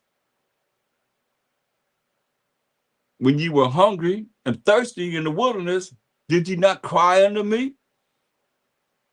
That's what we do. When we got a problem, then we're going to cry to Him, expect Him to answer us. Now that you know, you're supposed to be calling on these different names and offending Him. He said, you cried unto me, saying, why hast thou brought us into this wilderness to kill us? It had been better for us to have served the Egyptians, to what we did, than to die in this wilderness. That's why I said, when you look at all this here, when you have all this in your mind and spirit, and you're looking at our people, and look at how they are today and how they want their way, this way, that, whatever. They ain't talk about the Most High at all. They ain't even in a conversation. But they want you to be this way, that way for them, whatever. And it's like, you don't know how it's supposed to be, how you're supposed to be. You don't even know how you're supposed to be yet. This was us, rebellious people, man. Then had I pity upon your mournings, us crying to Him Most High. Somebody said, our affliction, we're going to seek Him early now. And gave you manna to eat. So you did eat angel's bread. That's something. When you were thirsty, did I not cleave the rock? And waters flowed out to your field? For the heat, I covered you with the leaves of the trees. I divided among you a fruitful land. I cast out the Canaanites, the Perizzites, the Philistines before you. What shall I yet do more for you? Said the Most High, what am I going to do more for you? Thus said the Almighty power. When ye were in the wilderness, in the river of the Amorites, being athirst and blaspheming my name, you that? That's what we did. You got to hear this. Brag about this. That's what I say, ain't much that we can brag about. While we have to humble ourselves before the Most High. But all the things we did, that's what we did. We blasphemed His name. So I gave you not fire for your blasphemies, but cast a tree in the water and made the river sweet.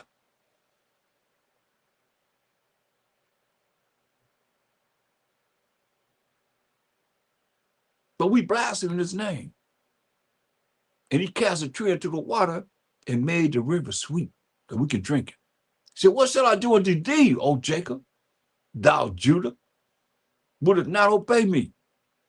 I will turn me to other nations, and unto those will I give my name, that they may keep my statutes. Seeing ye have forsaken me, I will forsake you also. When you desire me to be gracious unto you, desire me to have grace unto you, which gives something you don't deserve to get, I shall have no mercy upon you. I mean, you don't get what you're going to deserve to get. Mercy is not getting what you do deserve to get. He said he's going to give you what you deserve to get. He gave us what we deserve to get. Mm-hmm.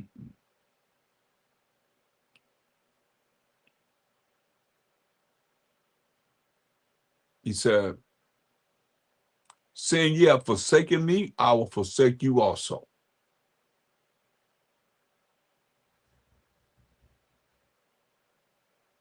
When you desire me to be gracious unto you, I shall have no mercy upon you. When we're looking for grace, like right now, we're in the grace. And he's telling you, he said, I will have no mercy upon you. I'm going to give you what you deserve, because mercy is not getting what you deserve to get. He's going to give you what you deserve to get. Us and what we deserve to get, he said.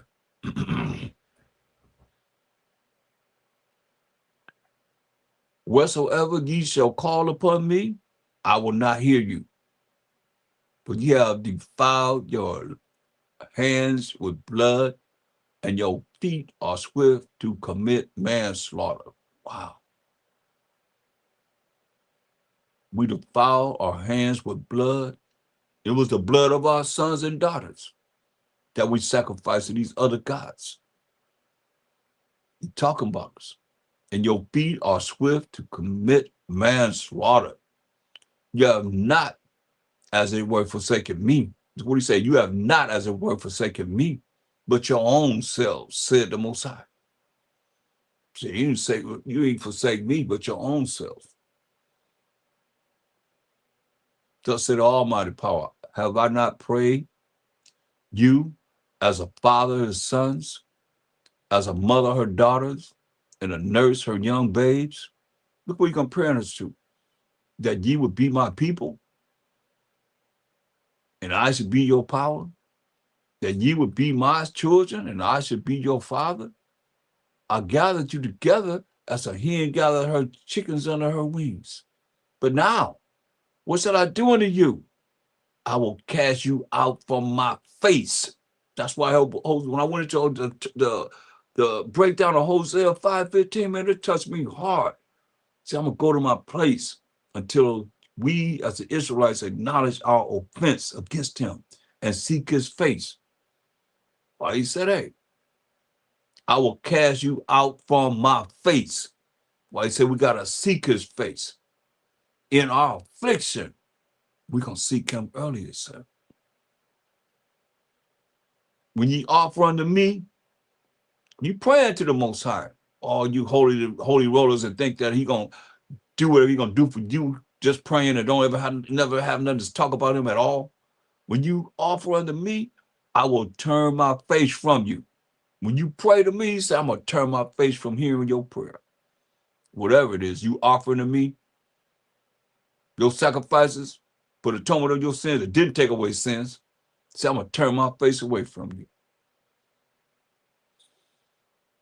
When you offer unto me, say, I will turn my face from you. For your solemn feast days, your new moons, and your circumcision, have I forgotten. I have forsaken, Have I forsaken? Wow. Listen to what he said here. This is really important, y'all. All of it is important, but this is what we did. Verse 32. I send unto you my servants, the prophets. Early in the morning, Most High rise up and tell them what they got to do, and they come out and teach us. He said, I send unto you my servants, the prophets, whom ye have taken and slain. We killed the prophets and torn their bodies in pieces. Not only killed them, but torn their bodies in pieces, whose blood I will require of your hands, said the Most High. He said, thus said the Almighty Power. For doing this, said your house is desolate. I will cast you out as the wind does stubble. He said, I'm going to cast you out like the wind does stubble, man. Like tumbleweeds, man. How the wind blows tumbleweeds anywhere. while we scatter among all these nations, man. It's sad, but it's real. While we got to look at changing and coming back to the Most High and stop being evil, stop doing the things that are contrary to make the Most High angry with us. You know, have we went through enough yet? Maybe so. Maybe we haven't. We got to protect ourselves from the evil that's apparent right now. It's real powerful. Psalms 119, 115. Depart from me, ye evildoers, for I will keep the commandments of my power. Depart from me, ye evildoers, for I will keep commandments of the Most High. Point blank. What you gonna do? I'm gonna keep the commandments of the Most High. Psalm 9:17. Psalm 9 and 17. My big brother King David was crying out a lot, man. He went through a lot. But it's a lot that you can really learn from him. Look, Psalms 9 and 17.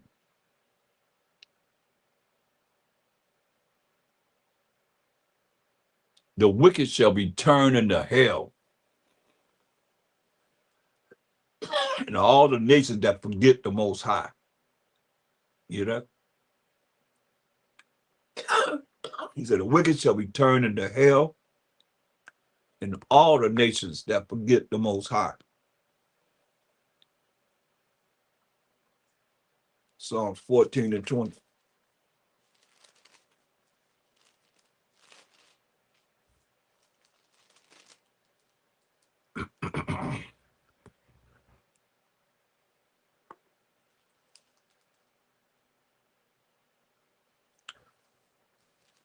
No, go to Slovakia.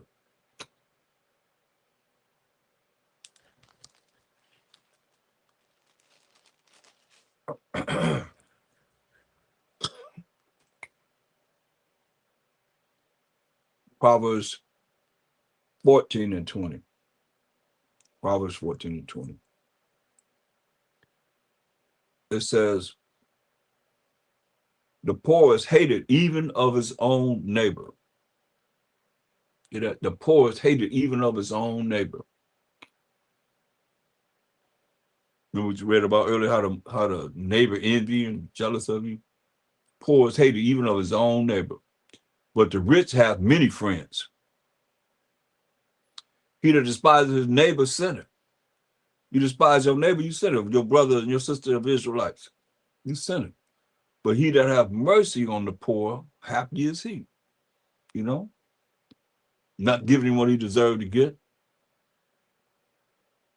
Happy is he. Do they not err that devise evil? But mercy and truth shall be to them that despise good. And we know that good is keeping the commandments of the Most High.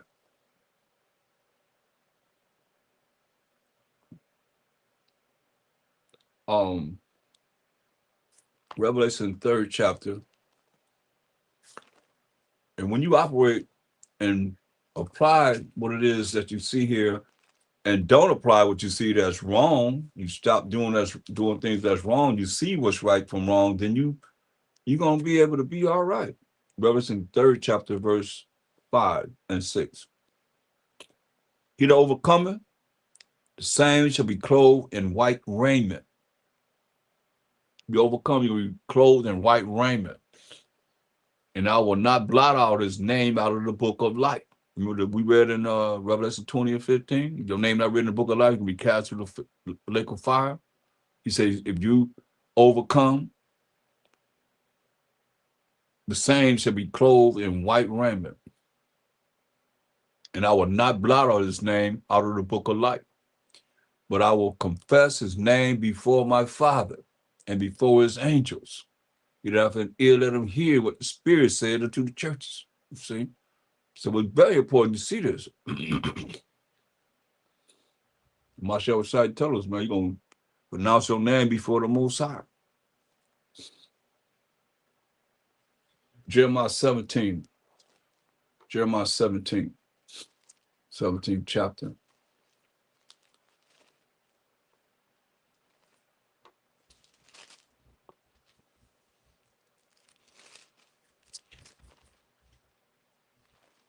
Jeremiah 17 and Jeremiah 17 and 10. I, the Most High, searches the heart. You know that? I, the Most High, searches the heart. That's your mind, the way you think. I try the reins, even to give every man according to his ways and according to the fruit of his doings. Everything that we do being written in the books.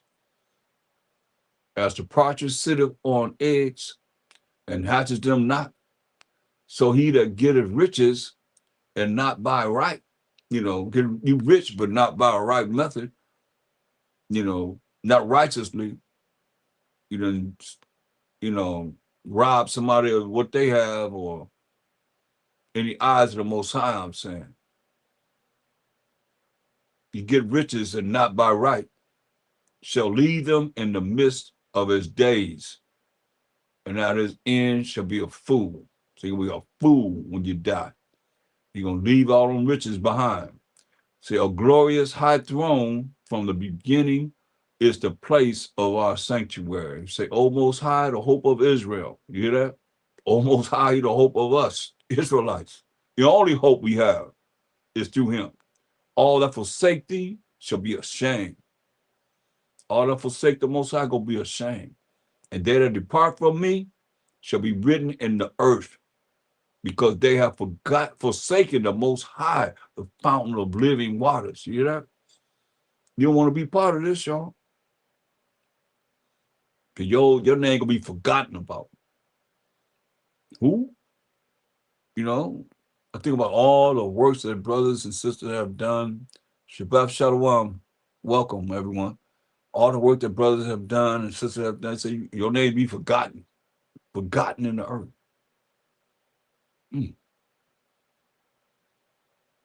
But the cry unto the Most High, verse 17 said, be not a terror unto me. But I thought you were supposed to fear the Most High. He's all love, right? But what he cried, Jeremiah cried, be not a terror unto me.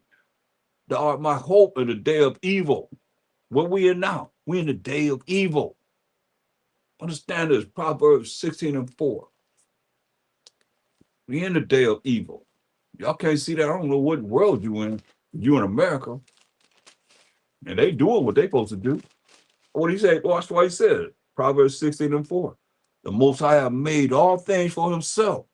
Yeah, even the wicked for when? For the day of evil. For the day of evil. That's why y'all only hope is the Most High, y'all. I don't know what hope you have. Give me a hope better than him. The dog can say, because people always talking about build our own. We build our own. And they tore it up. They killed the people and tore down our cities and so forth. Made lakes out of our cities.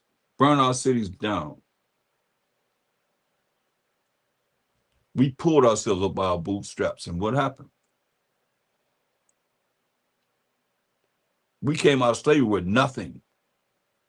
And we have to be the chosen people of the Most High for where we at now and what we have done. This place be primitive without our inventions and so forth. There are many things that we invented. That's why, they need to really look at what it is we're teaching as the Israelites, or they're going to find themselves, like he said, their nation's going to be plucked up and destroyed, said the Most High. They don't want to learn what we're teaching, the scriptures and what it's talking about, topic after topic. No matter how you look at it, it's here. We just got to do the right thing, y'all. We got to be spiritually aware of what we got to do. Please the Most High.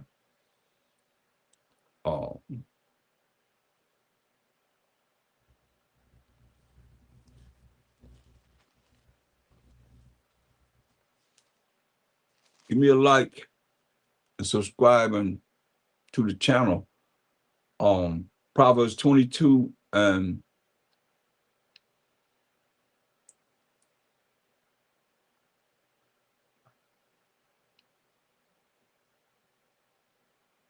verse 12. Proverbs 22 and 12. The eyes of the Most High, which are 10,000 times brighter than the sun, preserve knowledge. And knowledge is gathering of information, the right information, right?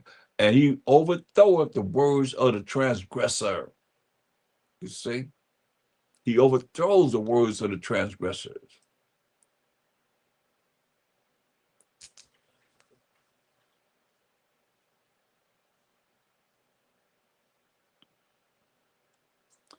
Verse 16.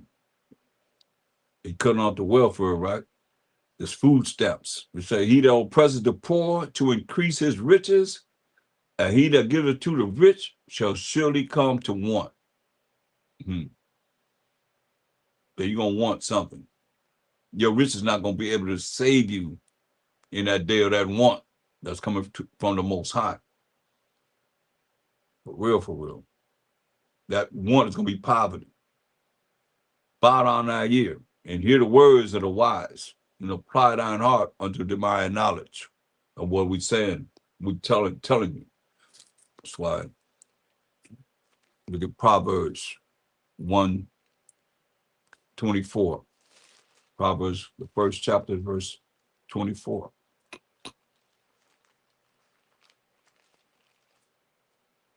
Say, look, because I have called and you refused. I have stretched out my hand and no man regarded. It's real, man. Who's the Most High's hand? Say he stretched out his hand, he called, no man regarded. He stretched out his hand, nobody regarded, no man regarded. Who's his hand? Psalm 17 and 14. From men which are thy hand. You hear that? From men which are thy hand, O Most High, from men of the world, which have their portion in this life, and whose belly thou fillest with thy hid treasures. What they fill with? What is the belly of the man filled with? They are full of children, and lead the rest of their substance to their babes. But I'm here because it say, from men which are thy hand, O Most High, from men of the world of Israel. What did he say? Proverbs 1:24, because I have called and ye refused. I have stretched out my hand through the men of the Most High that's bringing this word of the Most High, and no man regarded. But ye have said at naught, nothing, all my counsel, and would none of my reproof. Like right now, he's telling you, hey, stop saying Lord. And I'm standing wholeheartedly strong, representing the Most High on that. And we can go to the Most High throne and say it's all right. If you so sure that it's all right, we can go to the throne of the Most High and say it's okay. Well, that means BAAL. But you love him. Y'all talking about APTTMH. And I'm saying these things because new people are coming into class, y'all. Y'all putting TMH, the Most High, and APTTMH, all praise to the Most High. And I tell everybody when I see it, hey, you can say it. You tapped out everything else. You had a conversation with me or a conversation with everybody can see what you type. And in the end, you're going to put APTTMH. Man, that's just not acceptable. That's why you're being reproved. See, I also will laugh at your calamity. Listen to what the Most High say. Y'all want to fear him? He said, I also will laugh at your calamity. I will mock when your fear comes. You don't want to fear the Most High, you ain't afraid of him. He said, I'm gonna laugh at your calamity. He said, I'm gonna mock when your fear cometh. When your fear cometh as desolation, you start taking everything that you have and whatever you think you owe, you here, there, wherever, and your destruction cometh as a whirlwind. Most High long suffering. But his word is gonna be true. When distress and anguish come upon you, hear this? You don't want this to come upon you, but it's gonna come. You don't follow what he's saying in these last days to do, then shall they call upon me. They're gonna be calling on him. You're gonna start talking about the Most High. You're gonna start doing what it is that's been said to do for a long time, and you neglecting it. You thinking it's okay because they put it in the Bible. The so-called white man put it in the Bible. He published the Bible. He's making the money off the Bibles, the elite, and he's telling you stop doing it, and you keep doing it. You come up with an excuse why to do it. When the stress and anguish come upon you, then shall they call upon me, but I will not answer, because you're gonna be talking about Lord. You was all in your prayer. You done said amen, and you've been told not to do it, and you keep on doing it. Like he say, because I have called and you refuse, I have stretched out my hand, and no man regard it. Y'all better hear what he's saying. Then shall they call upon me, verse 28, but I will not answer. They shall seek me early, but they shall not find me. That's serious, man. He our only hope. And you're gonna tell me he have to deal with you offending him, knowing that it means this, but it don't mean that. What does it mean to you? Because y'all come up with all these different understanding from the synagogue of Satan, Strong's Concordance, or where you getting from for what AMEN means or LORD means. From who? They telling you what it means. You know, they telling you who they serve and so forth, who their God is, who their power is. They put it in the Bible. They want you to continue to do the same thing that you're doing to call on their power, their idol. But that they hated knowledge. They don't want to hear this knowledge. Knowledge is gathering information. The information has been gathered through the power of the Most High. Go on to the Most High for what I'm saying right now. You go to the Most High on what you believe that you can still do it, and let him bring whatever judgment he's going to bring down when you think it's right. That's how sure I am about what I'm saying from him and to him, and how I care about him and how you got to love him. You can't love him if you're not really willing to stand up for what you believe in and what you're doing. Let him bring the judgment. You so sure. He told him, it's okay for that to be there. And you know right now, we in Jacob's trouble. We want to come out of that, man.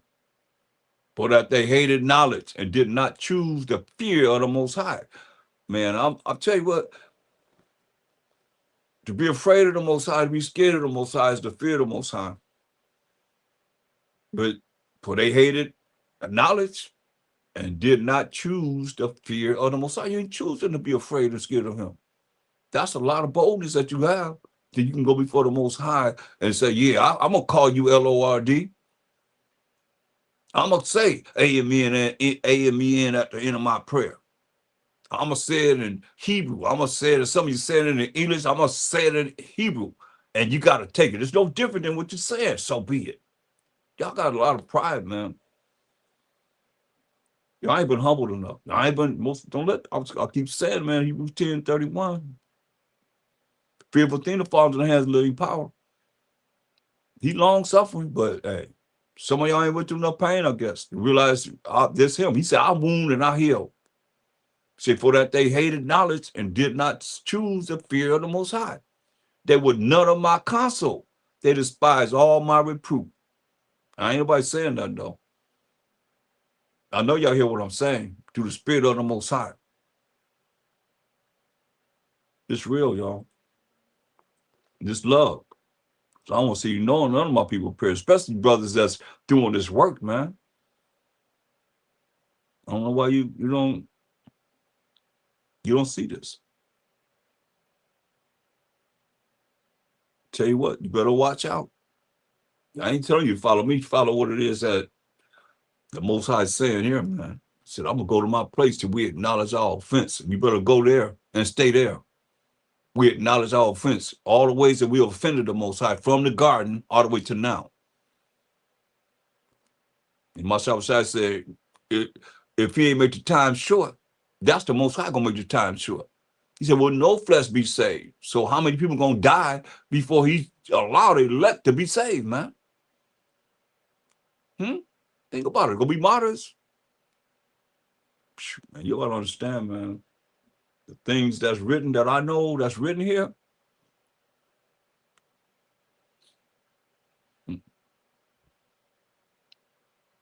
I better pay attention, man. That's all I can say, man. And that's in love. Jeremiah 32. Because you hear me brag about, brothers that's still in the truth, man, been in this truth for all these years, man. I love that, man. But at the same time, we can't remain the same, man. We got to look at things. The spirit ain't never stopped.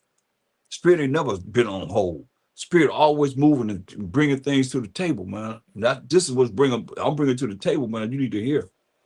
And what I'm saying it going to the throne of the Most High. Go to the throne of the Most High and say, you can do whatever you're doing, and he got to accept it. I'm representing. All praise to the Most High. Jeremiah 32:16.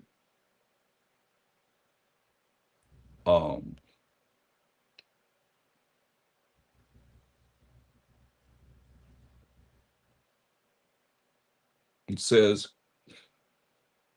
"For when I had delivered the evidence of the purchase unto Baruch, son of Neriah, I prayed unto the Most High, saying, O Most High power, behold, thou hast made the heaven and the earth by thy great power and stretched out arm, and there is nothing too hard for thee.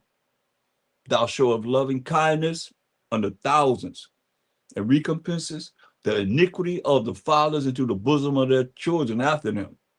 The great, the most high power, almighty, the power of hosts, power of army of angels is his name. Great in counsel and mighty in work. For thine eyes are open upon all the ways of the sons of men, to give every one according to his ways and according to the fruit of his doings." You hear that? You hear that, crisp insanity, people? He said, greatest in counsel. This is a counsel of the Most High that you're getting from the Hebrew Israelites. And mighty in work. But our eyes are open upon all the ways of the sons of men, to give every one according to his ways and according to the fruit of his doings. What the Most High say, thus say the Most High, man. Jeremiah crying to the Most High, let him know, man. Y'all better understand, man. Ecclesiastes 23. Ecclesiastes 23.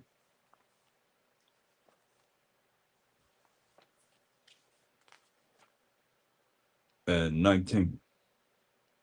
Such a man only feareth.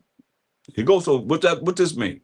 Such a man only feareth the eyes of men, and knoweth not that the eyes of the Most High power, who I'm talking about all night, are 10,000 times brighter than the sun. Beholding what? Beholding all the ways of men, and considering the most secret parts, secret things. That's why you don't see me people that think you in secret. There ain't nothing in secret. Men and women thinking nobody see you, like you doing something, like nobody really see you. That's why he said what he said. Most high eyes are 10,000 times brighter than the sun, beholding all the ways of men, and beholding all the secret parts. Then what does he do? Amos 3:7. Surely the Most High, Amos 3:7. Let you get there. Beholding all the secret parts, everything that you think that you're doing that's in secret, the Most High see it. If it's reported to him, then it's what he does. Surely the Most High power will do nothing. Amos 3:7. But he revealeth his secret unto his servants, the prophets. You hear that? Most High will do nothing, but he revealeth his secrets unto his servants, the prophets. Who the servants? You have to know how to define that. His servants, the prophets, because everybody can't be no servant of the Most High. Here go the servants right here. Isaiah 44:1. Yet now hear, O Jacob, who was the forefather of the 12 tribes of Israel, my servant. See? The Israelites are the servants of the Most High. And Israel, whom I have chosen. This is what he said. Verse 21. Remember these, O Jacob and Israel, for thou art my servant. Get no clearer than that, right? Who the servants? Leviticus 25:55. I mean, that's two witnesses. Now let's go to the third. Leviticus 25 and 55.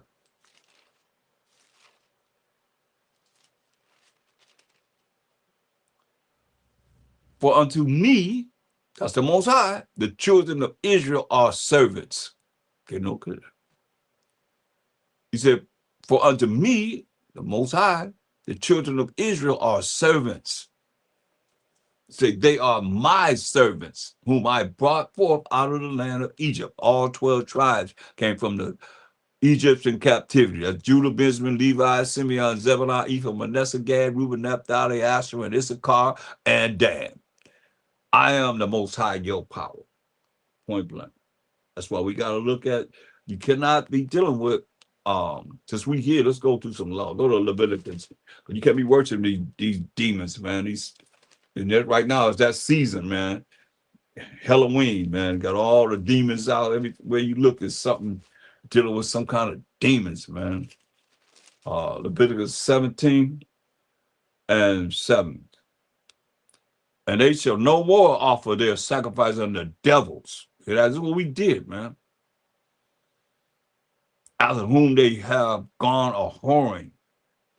This shall be a statute forever unto them throughout their generations. You hear that? We're supposed to be offering our sacrifices unto devils. That's what we did. And you look at it, why we went through the changes in all the damnation that we've been through in this damnation, because we offer our sacrifices unto devils, after whom they have gone a whoring. This shall be a statute forever unto them throughout the generation. No matter where we go, man, we got to look at this. Are you considering the fact that you are sacrificing unto devils when you calling on another God, another entity of these other nations that they have set up, but you follow? Straight up, man. Deuteronomy 32. Deuteronomy 32. This ain't hard, man. You don't hear me saying L-O-R-D, and you ain't even hear me pray. When I pray, I don't say no A-M-E-N or none of that, man. I hardly even say G-O-D. Deuteronomy 32nd chapter, verse 17. Here it is again. They sacrifice unto devils. Hear that? Not to the Most High. To gods or idols whom they knew not. To new gods, new idols that came newly up, whom your fathers feared not. You think about that word God, G-O-D. That's dog spelled backwards. That's a Germanic word that was created around the 6th century, 7th century. We didn't say these words. We didn't say these. They created these words, they put it in our Bible, and we still dealing with whatever it is that they have done themselves. But we got to look at it. Of the rock that begat thee, thou art unmindful, and hast forgotten the Most High that formed thee. And when the Most High saw it, when he see was doing these things, until this day, he abhorred them. He hated us. And he hates us now if you're doing the same thing. We're going to be from generation to generation because of the provoking of his sons and of his daughters. And look what we did. Look what we did.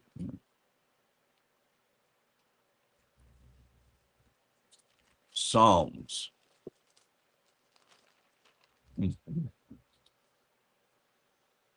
Psalm 106:35. We will mingle among the heathen and learn their works. We'll mingle among the heathen and learn their works. And you know, we mingle among the heathen now, and we learn the works of the heathen, what they would have us do. Well, I know they're not going to give a lot of props and, views of what I'm saying, and having you stop saying what they have done. Like I say, we will mingle among these heathen and learn their work. You learn how to call on their God, what they put in the Bible. L-O-R-D. Learn their works. That's B-A-A-L. You know you're not going to say B-A-A-L, but you will say L-O-R-D all day long. Praise the L-O-R-D. Praise B-A-A-L. That's what you're saying. You're going to say A-M-E-N at the end of your prayer. Learn their works. How you learn their works? But they put in the Bible, and you say, "Oh, it's in the Bible. I guess I got to do it." Because you a bunch of clones, man. You clone right with the heathen, man. Well, mingle among the heathen and learn their works. They the ones that have you doing this, and they serve their idols. How you gonna deny that? When Baal means Lord, you serving their idols, which was a snare unto them, a trap. You want to get out of here, and you can't stop doing that. And they serve their idols, which was a snare unto them. Yeah, they sacrifice their sons and their daughters unto devils. Because their sons and daughters is dealing with the same thing that they're dealing with and saying the same things that they're dealing with. And they ain't teaching them no different. And sacrifice their sons and daughters unto devils, man. And shed innocent blood. Even the blood of their sons and their daughters. We killed our sons and daughters, sacrificed them, whom they sacrificed unto the idols of Canaan. And now they're sacrificing our sons and daughters to the idols of America, the superpower of earth. And the land was polluted with blood, man. But we actually sacrificed our sons and daughters, killed them. Thus were they defiled with their own works and went a whoring with their own inventions. Therefore was the wrath of the Most High kindled against his people, the 12 tribes of Israel, insomuch that he abhorred his own inheritance, that we just read. Abhorred means he hated us for doing these things, sacrifice our sons and daughters unto devils, man. And he gave them into the hand of the heathen. That's captivity, slavery, and bondage. And they that hated them, so these heathen, they don't love us, and they that hated them ruled over them. Their enemies also oppressed them, and they were brought into subjection under their hand. Many times he said he delivered us. He said many times he delivered them, but they provoked him with their counsel and were brought low for their iniquity. Nevertheless, he regarded their affliction. So you see how compassionate the Most High is. Nevertheless, he regarded their affliction, but just a long time. A lot of times, we've been in captivity for many, many years, man. Especially here in America, man, we've been in captivity for a long time. Nevertheless, he regarded their affliction when he heard their cry. Ain't nobody crying about cry to the Most High. I'm saying cry to the Most High. Who else saying cry to the Most High? When he heard our cry, that means you got to be humble to cry. You ain't crying to the Most High. You prideful. You just got a whole bunch of precepts you got here, this, that, and the third, whatever. So you open up the Bible, you turn it into super duper Hebrew Israelite, and no humility in that. No, man. Most High ain't. Why you think he ain't deliver us, man? He gonna deliver us. You gonna deliver us, and we're gonna be prideful? No, that's hateful before man and the Most High. He hates you for that. Nevertheless, he regarded their affliction when he heard their cry. We just read about. Most High said, "Hey, in our affliction, he gonna seek him early, and he remembered for them his covenant, his contract, his agreement, his laws, statutes, commandments, and repented according to the multitude of his mercies." You hear that? Y'all hear that? The multitude of his mercies, really not getting something you do deserve to get, or many of times, man. He made them also be pitied of all those that carried them captives. He's not gonna do that. This is the last time. Do y'all understand? He gonna get him a name that's gonna last forever and ever and ever and ever and ever. Everybody gonna bow down to him. He ain't gonna never have to get him a name. He gonna never be called El Nino. He gonna never be called La Nina, Mother Nature, and whatever they got this hurricane that's coming from across the Atlantic Ocean, whatever that name is now. You notice they always call him something. That's the Most High. He not acknowledged for anything he does. And y'all ain't acknowledging him for what it is that he telling you got to change, man. Stop calling him Lord. Stop saying AMEN at the end of your prayer. And God, a Germanic word they created. Edomites created, because we call them dogs, and they took dog and spelled it backwards, came up with God. Come on. Save us, O Most High, our power, and gather us from among the heathen, to give thanks unto thy holy name, and to triumph in thy praise. Blessed be the Most High power of Israel from everlasting to everlasting. And let all the people say, don't say that. Don't say that. Praise ye the Most High. I ain't saying that. They put that in there. I'm not saying that. You have brothers that will justify it's okay because it's in there. No, they put it in there. And I'm not saying that. You can say it if you want to. You'll see in the end, like I said, we can go to the throne of the Most High, and you can say, "You guarantee that you know that what you saying, so be it." You heard what I said, so be it. To the Most High. Come on, man. No, I say praise ye the Most High though. I'm gonna eliminate that. If I'm wrong, I'll be dealt with. That's how serious I'm about this. That the Spirit has showed me that hey, it is what it is. I'll be dealt with for it. I'm willing to be dealt with for it. Are you willing to be dealt with to guarantee that you can say it and keep saying it once you done heard and seen that Alexander, you know, the Greek looked at the Egyptian God, you know how they marveled over Egypt,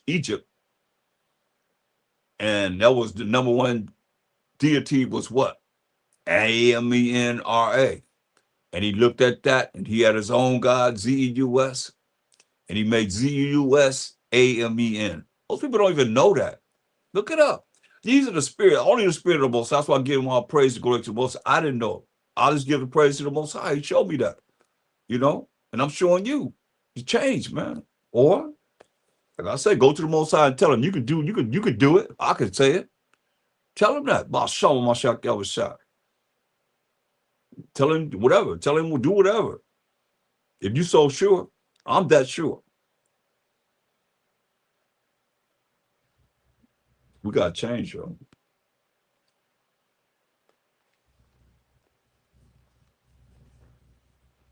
1 Corinthians 10:20. That's the Old Testament. Here the New Testament. 1 Corinthians 10:20. Because the New Testament nothing but the all they have was anybody that walked the earth and that's in the New Testament is talked about is the law and the prophets. That's all they have. But you ain't got enough sense to understand that. You know, how many times that gotta be repeated. You gotta understand, man. Y'all gotta change, man. 1 Corinthians 10:20. But I say that the things which the Gentiles sacrifice or worship, they sacrifice or worship to devils. You hear that? And not to the Most High. And I would not that ye should have fellowship with devils. You hear that? So what you think? You're talking about some devils that come out of the ground with some red suits on and a pitchfork?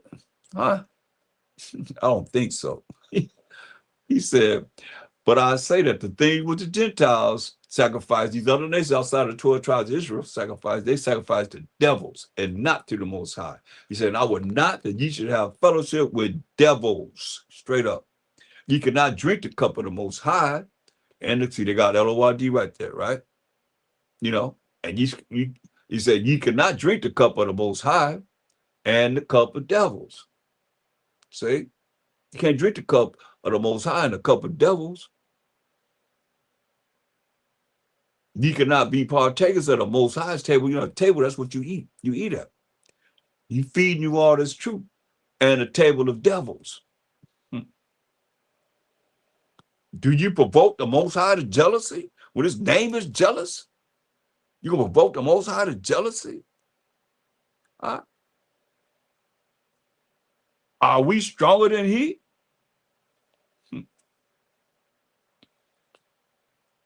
You gonna provoke the Most High to jealousy by sacrificing to other devils?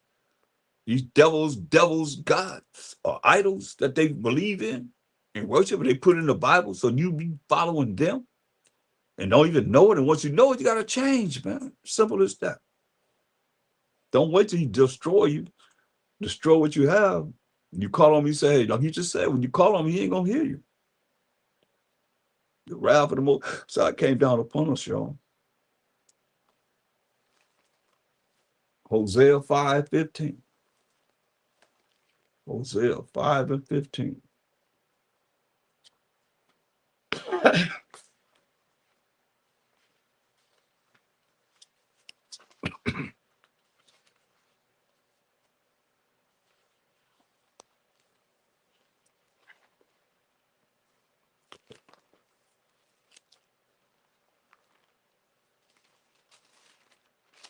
Hosea 5:15.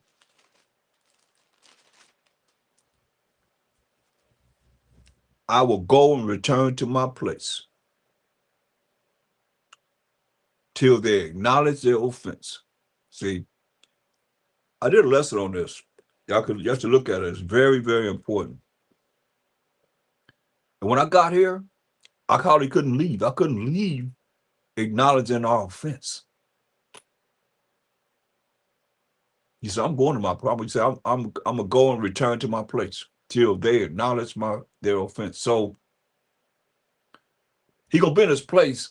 We read in Daniel's 9:13, his throne, he sit on his throne. It's all fire. He gonna sit there until we acknowledge our offense. And when I got there, I couldn't hardly leave from acknowledging our offense. Because there's so many ways we offend him and have offended him. Here we are trying to get him to redeem us from our captivity, and we still offended him. And we come up with excuses to justify offending him. So I'm gonna go to my place. I'm gonna go and return to my place till they acknowledge their offense, till we acknowledge how we offended him. If you love him, how are you not gonna look at ways that we offend him? You got certain things that he said you're supposed to do, you don't do. He said like the Sabbath day is his day. This is my holy day. What y'all doing? Y'all got people saying you can have sex on the Sabbath day. What's more pleasurable than that? Say not doing your pleasure on my holy day. Just that alone itself is to the point where we haven't grown enough to be getting out of here. How you getting out of here and you ain't really applied Romans 12:1? Let your body be a living sacrifice, which is your reasonable service. You got that much lust in you that you can't even refrain for the Most High, for him to redeem you. What if he came and you defiled on this holy day? And you sit up there defiled, you unclean. And he coming, he doing everything in the daytime where you defiled.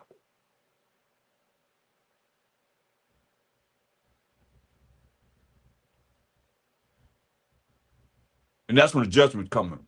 Bam. He said, I will go and return to my place till they acknowledge their offense. When I got there, man, I'm telling y'all, it was hard for me to leave, to go into the rest of the verse, to break it down. Because it start coming here, there, rebellious Israelites, Sodom's children, you ain't nothing but like a filthy menstrual cloth. All these things and the things that we done and offended him, like going back to the garden, he said, all you need is me. In the beginning, everybody obeyed. He said, all you need is me and the tree of life. You live forever. We was living forever. We was born to live forever in the beginning. But now we don't go over to deal with the devil, and Satan,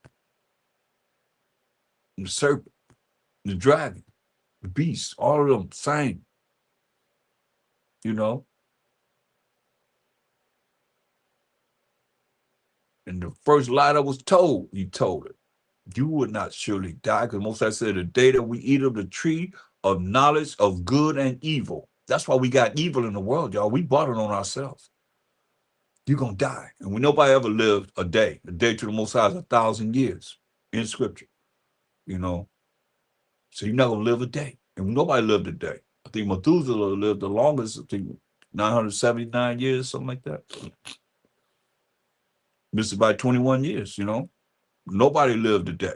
That's our day to the Most High is 1,000 years, y'all.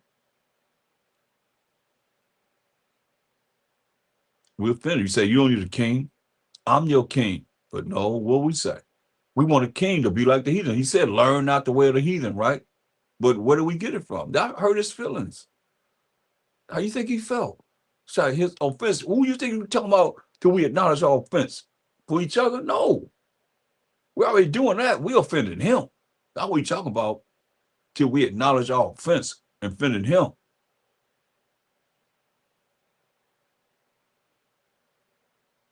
and seek his face. Why? Because he turned his face away from us. He turned his face away from us. He said, in their affliction, they will seek me early. How much affliction you got to have, man? Well, he told us, look, Deuteronomy, go back to Deuteronomy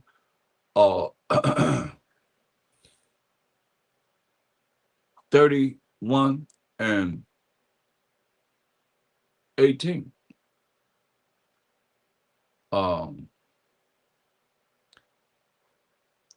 Let's start at verse 16. And the Most High, Elohim, said unto Moses, behold, thou shalt sleep with thy fathers. Say, Moses, you're going to sleep with your father, and you're going to die. And this people will rise up and go a-whoring after the gods of the strangers of the land, like y'all doing right now, and calling on Lord and Amen. Whether they go to be among them, and will forsake me and break my covenant, which I have made with them. I mean, we're going to break the laws, statutes, commandments of the Most High. That covenant, that special agreement that he made, that special contract that he made with us, the 12 tribes of Israel. He said, did my anger, get love out of this, then my anger shall be kindled against them in that day. Would you think the Most High going to love you and you're not going to do what he say do? Y'all talking about we ain't under his laws? And I will forsake them. He forsook us. And I will hide my face from them. That's why he said, we got to seek his face. He said, I will hide my face from them. Turn his back on us. And they shall be devoured. And many evils and troubles shall befall them, so that they will say in that day, are not these evils come upon us because our power is not among us? You hear that? We're going to say, all this evil happened to us because the Most High is not with us. He ain't among us. That's why he said, I'm gonna go to my, he said, I'm gonna go to my place. What do he say? Hosea 5:15 said, I will go and return to my place till they acknowledge their offense and seek my face. He said, in their affliction, they will seek me early. How much affliction we got to go through, y'all? This is what he said. Deuteronomy 31 told us this. Say, verse 17, then my anger shall be kindled against them in that day, and I will forsake them, and I will hide my face from them, and they shall be devoured. And many evils and troubles shall befall them. In our affliction, we're going to seek him early, he said. Many evils and troubles shall befall them, so that they will say in that day, are not these evils come upon us because our power is not among us? And I will surely hide my face in the day for all the evils which they shall have wrought, which we have done, y'all, as the children of Israel, in that they are turned unto other gods, other idols, like these nations' idols that they have right now that they got us calling on.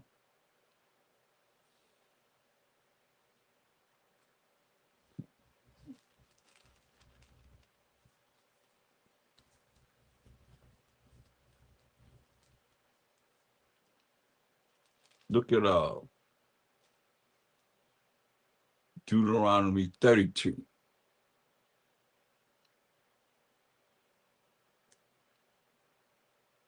Verse 20.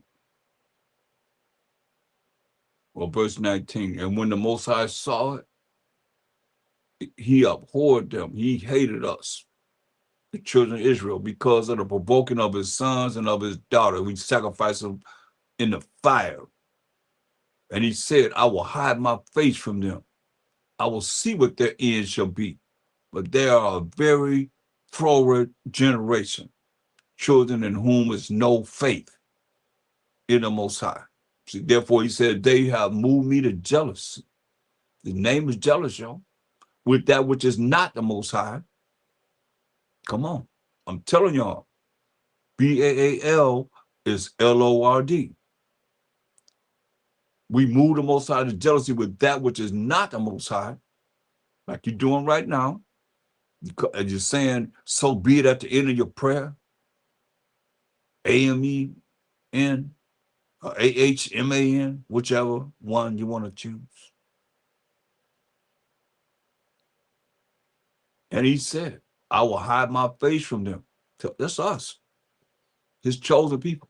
I will see what their end shall be. But they are a very froward generation. Froward generation. Children in whom is no faith. So they have moved me to jealousy with that which is not the Most High. They have provoked me to anger with their vanities, things that have no merit at all. Vanities. And I will move them to jealousy with those which are not a people. These nations to the Most High is not a people. I will provoke them to anger with a foolish nation. For a fire is kindled in mine anger, and shall burn into the lowest hell, and shall consume the earth with her increase, and set on fire the foundations of the mountains. Volcanoes eruption. I will heap mischief upon them. I will spend mine arrows upon them. Talk about us, his chosen people. They shall be burnt with hunger, and devoured with burning heat, and with bitter destruction. I will also send the teeth of beasts upon them. It was fighting in the coliseums and so forth, with the poison of serpents of the dust, poison snakes eating us up. The soul without and terror within shall destroy both the young man and the virgin. The suckling also, little babies with the man of gray hairs and the old too. I said, I will scatter them into corners. I will make the remembrance of them to cease from among men. That's very important right there. But what we did, but we can look at what do you do? He used, like he said, he made the wicked for what? The day of evil. And what they do. Psalms 83rd chapter. Remember what he said? I said, I will scatter them into corners, scatter us in the four corners of the earth. I will make the remembrance of them to cease from among men. How do you do it? Look at Psalms 83rd chapter, 4th verse. He said, going to cause the remembrance of us to cease from a moment for what we did. We can look at it how you want to. The wicked going to do what the Most High say do. The evil going to do what he say do. So here it is, Psalm 83 from Deuteronomy 32:26, what we just read. Verse 4, look what these nations said. They have said, well, let's go for one. It said, keep not thou silent, O Most High. Hold not thy peace, and be not still, O Most High. For lo, thine enemies, the Most High got enemies. Thine enemies make a turmoil, and they that hate thee have lifted up the head, right? So you got enemies and they that hate him. And a Mashiach Yahushua. Or they'll be saying we was wrong for painting the Most High as being a so-called white man. They'll say we were wrong for killing the Mashiach Yahushua. They'll say we was wrong for painting the Mashiach Yahushua as a so-called white man. We're wrong for portraying the Israelites as so-called white people. Everybody as so-called white people. We'd be wrong. We were wrong for doing it. No, they do that? Have they done that? No, they haven't done that. They have taken crafty counsel against thy people. Hear that? And consulted against thy hidden ones. That's what they've done. They have said, come. Listen, most times they're going to cause the name of Israel to be out of remembrance. They have said, come and let us cut them off from being a nation. That's why you don't call ourselves nation. Call ourselves group, organization, community, club, whatever you name it. Everything but we the nation. I tell you, we the 12 tribes of Israel. We the nation of the 12 tribes of Israel. Judah, Benjamin, Levi, Simeon, Zebulun, Ephraim, Manasseh, Gad, Reuben, Naphtali, Asher, and Issachar. Those 12 nations that make up one nation. They have said, come and let us cut them off from being a nation, that the name of Israel may be no more in remembrance. And they've done that. That's why we're going to come back and tell our people we are Israelites to this day. But they have consulted together with one consent. They all together in this. To what? To stop the name of we, the 12 tribes of Israel, from being a nation and us being in remembrance. Point blank. But they have consulted together with one consent. They are confederate against thee. Who are they? The tabernacles of Edom, so-called white man, and the Ishmaelites, the Arabs, of Moab, the Chinese, and the Hagarenes, Africans, Gabal, more Africans, and Ammon, so-called Japanese, Moab, the Chinese, Ammon, the Japanese, and Amalek, the Jewish people today. the Philistines, Egyptians, and inhabitants of Tyre, Moab, Africans, Hamites, Ashur, Assyrians also is joined with them. All these nations are the enemies and the haters of the Most High. They all have one consent, coming together as United Nations to take what? The name of Israel out of remembrance. But the Most High says he's going to do it to us in Deuteronomy 32:26. That's why I say Most High created all things for himself. Yeah, even the wicked for the day of evil. So they doing what they're supposed to do. We just not doing what we're supposed to do. And what we are, coming back to them, and this is what they're supposed to be doing. In Jeremiah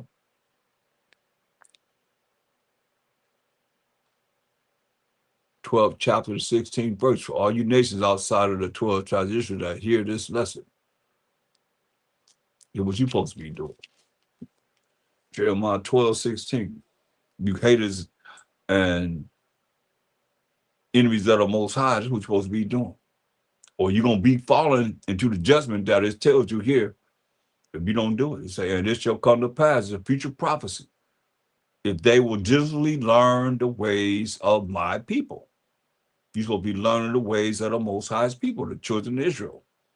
We the leaders are teaching this Bible to swear by my name, swear by the name of the Most High power of Abraham, Isaac, and Jacob. Jacob being the forefather of the 12 tribes of Israel. So that's his name forever, memorial to all generations in Exodus 3:15. The Most High liveth, as they taught my people to swear by B-A-A-L. And you can't deny this because B-A-A-L means what? Let me show it to you again, maybe, because some of the people coming in and out, you might not ever have seen this. This is from the Zondervan Compact Bible Dictionary. Here it is right here.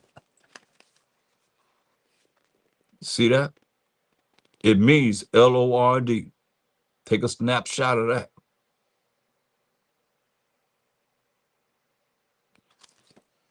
So they taught our people to swear by L-O-R-D, which is B-A-A-L, right? What's the difference? B-A-L, no, we're going to say B-A-L, but we saying L-O-R-D. That's what it says. You taught my people to swear by B-A-A-L. Then shall they be built in the midst of my people. Then they're going to be built in the midst of the Most High's people. They're going to have an opportunity to make it to our kingdom. We got nets. They're going to have an opportunity to make it to our kingdom. They learn what we teach it. You say, but if they would not obey, you don't want to diligently learn the ways of the Most High's people, our teachings that we teaching out to unadulterated truth of this Bible. But if they will not obey, you don't want to diligently learn the ways of the Most High's people. What is Bible really talking about? I will utterly pluck up and destroy that nation. Just like they destroyed our nation. He said, I'm going to utterly pluck up and destroy that nation. That's not individual, that's that nation, said the Most High. So y'all got a choice. He said, hey, can't do this enough. Got to bring it to you. We get ready to close out. I want you to know this. You know how a lot of times you remember the first part of the movie and the last part? Check this out. Isaiah 60:12. It says, Isaiah 60th chapter, the 12th verse, for the nation and kingdom that will not serve thee shall perish. Yeah, those nations shall be utterly wasted. Straight up. So that remnant of those that's going, you have to have those that's going to really hear this and change. They're going to look at this and say, well, I never heard that before. Let me get on board here. You want to make it to the kingdom? I'm talking about y'all want to be saved. You're going to be saved this way. Say Isaiah 14:1, but the Most High will have mercy, which is not getting something you do deserve to get, on Jacob, and will yet choose Israel. Going to yet choose Israel, the Israelites, and set them who are the Israelites in their own land. And the strangers, these strangers, you always talking about these strangers, this is the strangers right here. These other nations that's outside of the 12 tribes of Israel shall be joined with them. Those that's going to diligently learn the ways of the Most High people. You're going to learn now, you're going to learn later, or you're going to be made to learn, or you're going to be beat to death. That's what my Shah said. He's coming back to beat you down with a rod of iron. I'm here to warn you. It said, hey, and the strangers shall be joined with them, and they shall cleave to the house of Jacob. Let me make sure I don't want nobody just, have me saying something, don't know what I don't know what I'm talking about. Go to Revelation 19:15. This is when Mashiach come to judge from verse 11. It's verse 15, and out of his mouth, out of a Mashiach's mouth, when he come back to judge and make war, go up a sharp sword, that with it he shall smite, kill the nations, and he shall rule them with a rod of iron. You hear that? He's going to rule these nations with a rod of iron. And he treaded the winepress of the fierceness and wrath of Almighty Most High. Point blank. There it is right there. So Isaiah 14:1, for the Most High will have mercy on Jacob and will yet choose Israel and set them in their own land. And the strangers shall be joined with them. These other nations are going to be joined with us. Those that's going to diligently learn the ways of the Most High people. And don't believe this. Understand this. Some people coming back with the Most High. When he sent a Mashiach back here on this earth, the judge and make war, said they coming with him. And they learned the ways of his people. They were, like y'all always talk about the stranger that was there, y'all not learning the ways of the Most High people. The people that's in their work now, y'all not trying to learn the ways of the Most High people. You get us, how we going to change to go backwards to look at the little that you do know that you're bringing forth when you got all this magnitude of information through the precepts that you can look at, break this down for me. And the strangers shall be joined with them, and they shall cleave to the house of Jacob. And the people shall take them, these strangers that y'all so concerned about, and bring them to their place. I'm going to bring them to where they're going to live at. And the house of Israel shall possess them in the land of the Most High for servants and handmaids, men slaves and women slaves. And they shall take them captives, whose captives they were, and they shall rule over their oppressors. Hear that? And it shall come to pass in the day that the Most High shall give thee rest from thy sorrow. This ain't happened with us. We always been in captivity somewhere under some other nation. But it's going to come to pass in that day that the Most High shall give thee rest from thy sorrow and from thy fear and from the hard bondage wherein thou was made to serve. That thou shalt take up this proverb against the king of Babylon, America, Babylon the Great, and say, how has the oppressor ceased? Scream it out. The golden city ceased. The Most High have broken the staff of the wicked and the scepter of the rulers, man. He who smote the people in wrath with a continual stroke, taking away their food, man. Continual stroke. He that ruled the nations in anger is persecuted. That's judgment, y'all. And none here, ain't nobody gonna care about nothing. The whole earth is at rest when they go down. And it's quiet. They break forth into singing. Yeah, even the fir trees, even the trees rejoice at thee. And the cedars of Lebanon, saying, since thou art laid down, since the Most High brought that judgment on this earth, since y'all laid down, no fella has come up against us. But hear what he's saying. So with that, I'm going to leave you with that. You just got to know we got to do it right, y'all, and get it right. You got to be ready, so you got to get ready. That's my saying right now. And with that, I say, Kwam Most High, Kwam Mashiach Yahushai, and Kwam Yasharella, rise Most High, rise Mashiach Yahushai, and rise Israel. In that order. And I'm out. Shalom. To Water for joining me. Shabbat Shalom. And we'll be on tomorrow at 1:30 Pacific Time, street teaching. The Water.